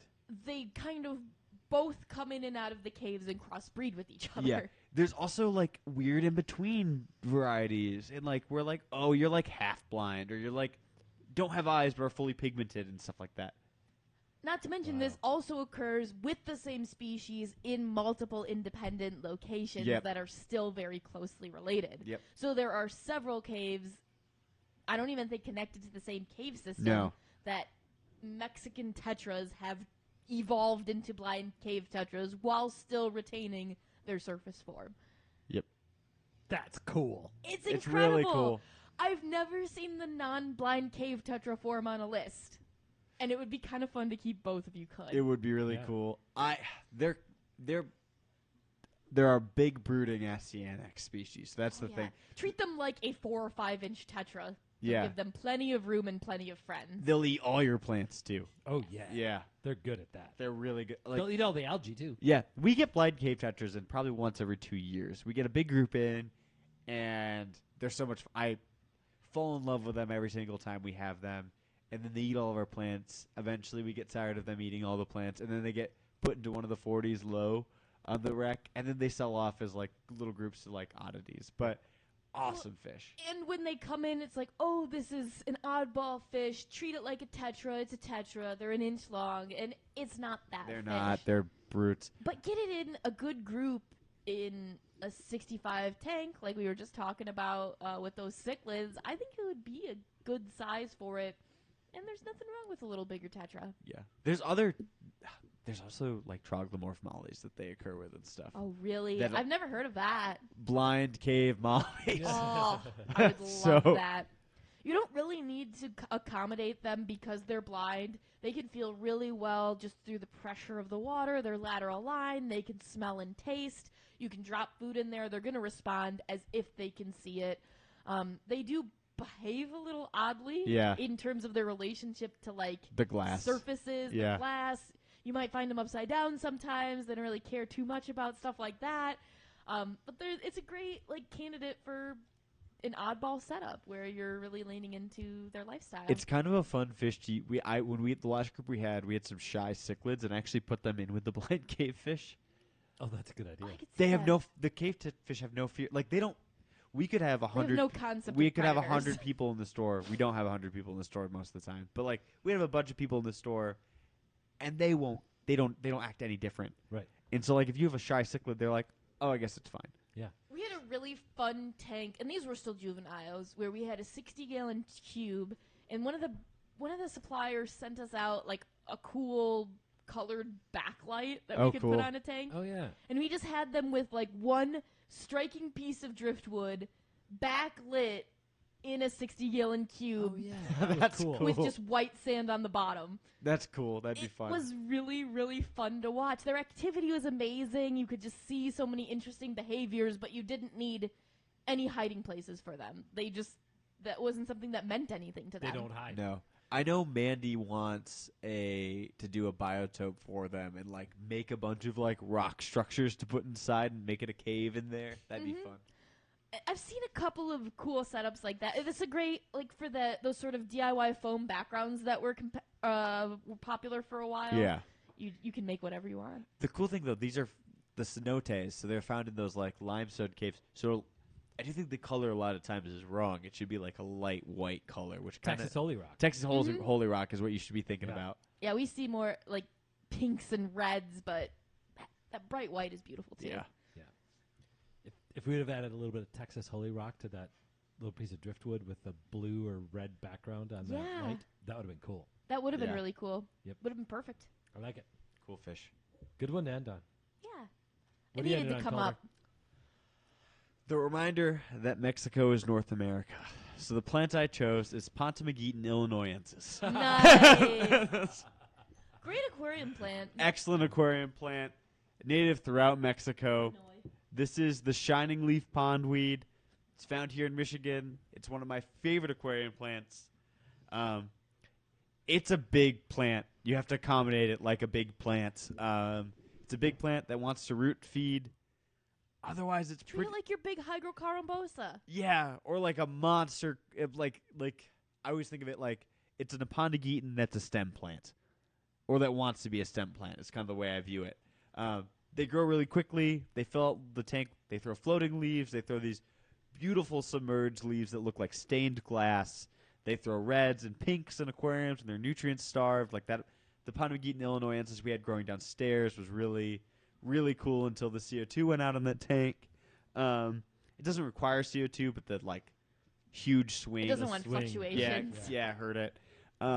Otherwise, really a wonderful, easy to grow plant. And this is the plant that I thought would be cool in your Xiphophorus biotope. Oh yeah, that Because was that Perfect. flowing water, in flowing water, the leaf morphology changes a lot. They get more thin, strap-like leaves. oh that'd be good. Yeah. One of my favorite aquarium plants. It's passed around in aquarium clubs. Like if you're in the AJA, you could probably get it.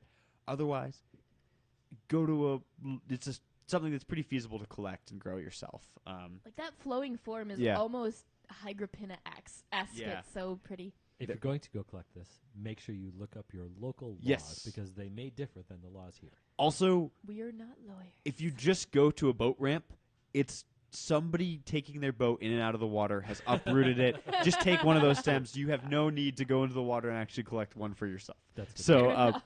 that's how I've always gotten it. I just don't even bother Right.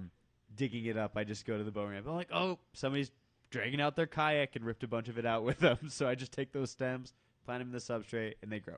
It's an easy, beautiful plant. Yeah. Yeah. I don't know. Should be more popular.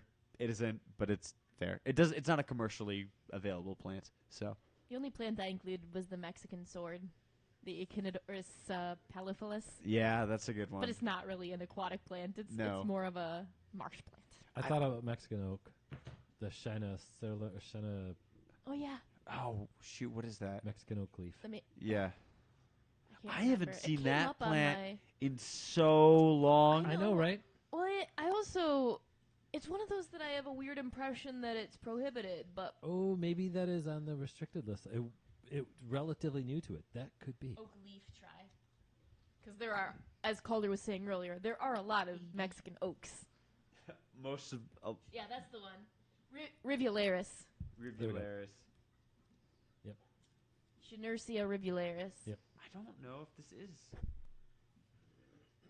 Like, when I looked at Mexican oak leaf, it triggered in my head that we're not allowed to have that. Maybe. But that could just be my paranoia at work. It is cool. It's a cool plant. We used to get it all the time. I've never seen it, like, cultivated in an aquascape like I am in some of these pictures here, and So- it's quite nice.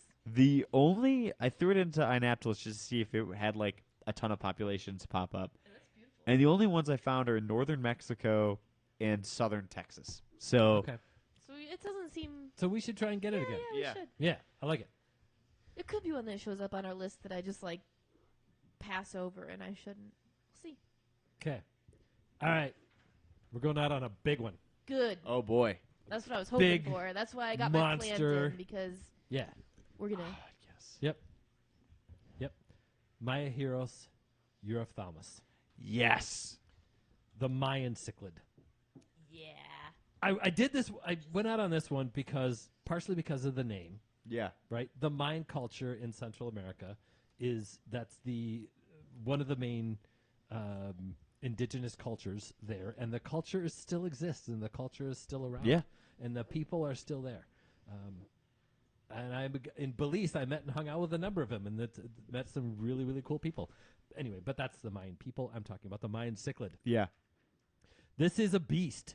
This is a big, beautiful beast of a cichlid. It is absolutely stunning, Yeah. but 14 inches.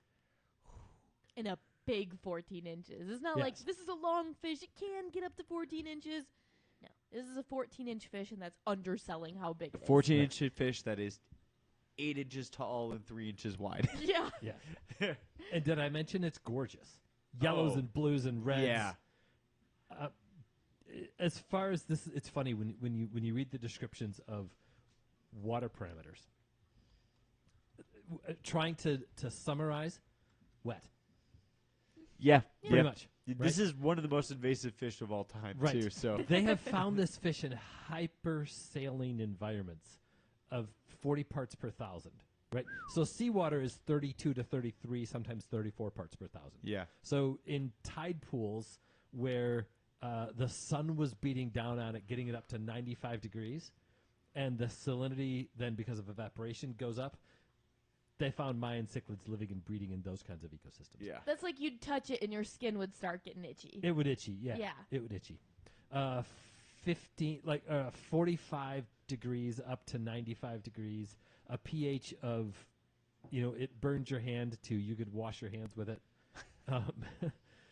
So And probably really clean water to really dirty water too. Yep. yeah, it can live. Did I mention it's big and beautiful? Biparental care. This is one Yeah. of those fish that you'd want to keep it as a pair because you'd want to watch that interaction of the biparental care. As Totally. long as you could get the pair established. Yeah, I think we can say that about almost every Central American cichlid Mhm. or Central and North Mhm. American cichlid. Yeah, they do seem to form pretty strong bonds as a general rule. Yeah. For sure. I know my Vieja did, and it was Totally. phenomenal. Yeah, the pH is literally listed from 4 to 9. That's what it's That might be listed one of the as. biggest I've ever seen. Yeah, yeah. Freshwater to hyposaline or hypersaline, an established. So establishing the bonded pair is the challenge, just like with the Oh, the Herichthes we were talking about earlier. Yeah. Yep. Or a lot of these fish. So establish the bonded pair when they're young. So you can swap them out when they're young. They're kind of still available. And then grow them out 120-gallon tank with just that bonded pair. You cannot keep anything else with these guys You don't need to. unless you're looking in the 700-800, maybe 1,000-gallon No. range. But yeah, it's once that pair decides to breed, there's not going to be much you can do with this. Yeah, even your big barbs or whatever, they'll be the enemy. Yeah. Yeah. Now, if you live anywhere where the water does not freeze, you should not keep this fish. Yeah. It is highly invasive and very established in pretty much all of southern Florida and into the Everglades. It's in It has Texas. become extremely destructive in the Everglades. It's in Texas, Mm. Louisiana, Arizona, the Philippines, Singapore, Thailand. Thailand, Vietnam. I'm missing one of Wherever the water Everglades. is warm and over freezing. And the aquarium hobby is established. It's in Aus- Malaysia. It's in Australia too. Is Is it it in really? Australia? Yeah. How did it get there? Because they're Aqu- really picky. Aquarists. There's a reason they're picky now. This is a fish that was around early. Yeah. Mm. They're from central Mexico down into Nicaragua. That's what you said. Big, huge, amazing, gorgeous fish that people should keep. If glass wasn't so damn expensive, Yeah. I think the popularity of these fish would still be around. I think that's the biggest setback for It's big glass. cichlids. And houses. Yeah. Yeah. Like, I don't know. You can't Yeah. have a. I If you can't don't have a own your own 125 in my home, apartment. Yeah. You don't have a monster fish tank. Most of the time. I Or rent a remember house. seeing lots of big, huge 150-gallon fish tanks in trailers. That's true. Yep. People who want to will find a way. They will Yeah. find a way, unless it's But apartment living and rental houses are often very strict about tank Yeah. sizes and things like that. If I lived on the It's true. bottom floor of my apartment, I would consider it. But, right. One day, I would One do day. Vieja. you know you want a big cichlid. You know you miss it. I would do Malinaris again. That's the pair I had. That's the redhead cichlid. They're native to Mexico. I almost talked about Yeah. them, but There were a couple of the other ones that I thought about talking about. I mean, we talked There were about too many. It not was a- even half the sword tails and not even, I don't know, 10%. we of only the hit cichlids. one Gadaid. yeah. That's criminal. I didn't have Yeah. enough. I didn't have enough like personal knowledge of, That- and really, it's keep a Gadaid. Like if you can find one, Keep it. But and we did it's a whole available. Gadaid episode. it's true. We did do a Gadaid So- episode. We did do a whole. And all sword but tail 3 of episode, those are though, found in too. Mexico. So True. We covered. a Also, lot. I was like, of Gadaids, I don't know. There's so many other fish I wanted to cover. Yeah. So And to me, a lot of Gadaids aren't like the fish everyone needs to try tomorrow. 'cause yeah, a lot of them are just you have Gadaids now. yeah, exactly. Yeah. Exactly. I would love to see some pictures of some big Central American cichlids, Yeah. Mexico or not. Always, I would. I would love to see and hear about some of the great celebrations y'all did for Cinco de Mayo. Mhm. This is actually one of my first real Cinco de Mayo celebrations, and I'm calling this a pretty darn good one. Yeah. Oh, yeah. Yeah. Like, what live bearers are you producing? I don't care if it's a regular platy. I don't care if it's something funky. I want to see that too. live bears have kind of the wild type live bears have kind of fallen. They've gone down a notch. Yeah. Wild type Definitely. bettas and killifish are moving up a notch. Wild type live bears are going down a notch. Let's flip that script. I know. It spooks me how often the conversation becomes, those are going to have babies? Oh, I don't want that. Yeah. Bring us the babies. Right? That's not a problem. That means you did it. You did it right. Right. Bring us the extras. Yeah. A lot of these live bears that we're talking about, a lot of the planted tanks that we spend so much time pushing and talking about and working on, a lot of live bears go in those tanks. There are Yeah. actually lots of live bears that can go in 5.5 gallons as well. Yeah. Totally. Many. You talked about a few of them. Yeah, I've got 3 or 4 Zyphophorus that could go in that size tank. Yeah. Miller, Many of the right? live bears further south that can go in the Oh, smaller absolutely, yeah. tanks. A lot of the ones from Mexico are going to be a little bit on the larger size. But there are some magnificent fish. If you've got them, I want to see some pictures and talk them up, brag about them. Let's see what you got. Let's see the pictures. Let's talk about the successes. How many did you produce? How's it going? Killifish were easy to advertise. They had those flashy colors. Those Yeah. pictures look good. Right.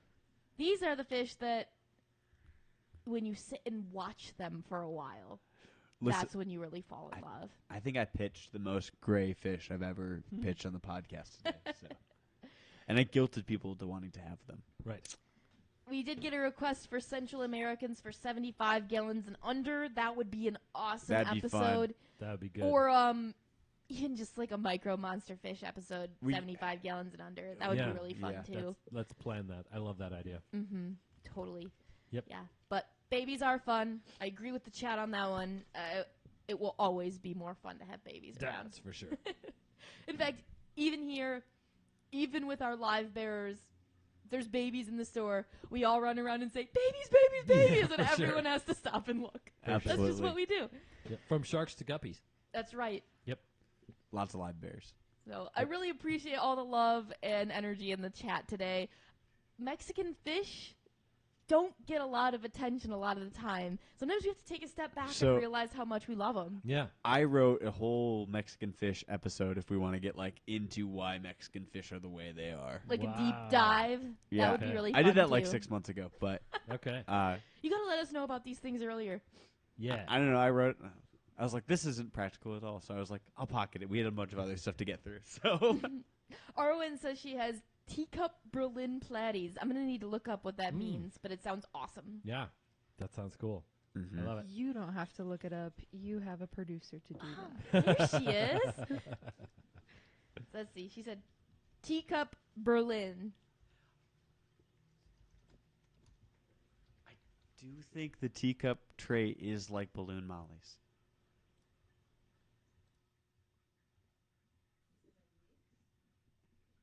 They don't look like they're missing No? anything. I've seen some teacups that look a little funky, so maybe Well, Arwen would know. I mean, even if True. she's got them, is Right. it a strain that's missing a vertebra, or is it just a dwarf strain?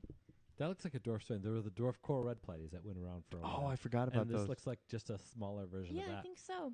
That dwarf? None of these look. No, none of those look deformed. weird. No, Yeah, those look Those fine. look great. Take it back, Calder. Take it That back. one does though. That one's That scary. one- That yeah, one that- does. It's true. Well, sometimes they just come out looking like that anyway. True. Yeah. Anyway, Anyway. you can post those pictures in the Watercolors Aquarium Gallery podcast listeners group on Facebook. We'd love to see them in the Watercolors Aquarium Gallery Discord.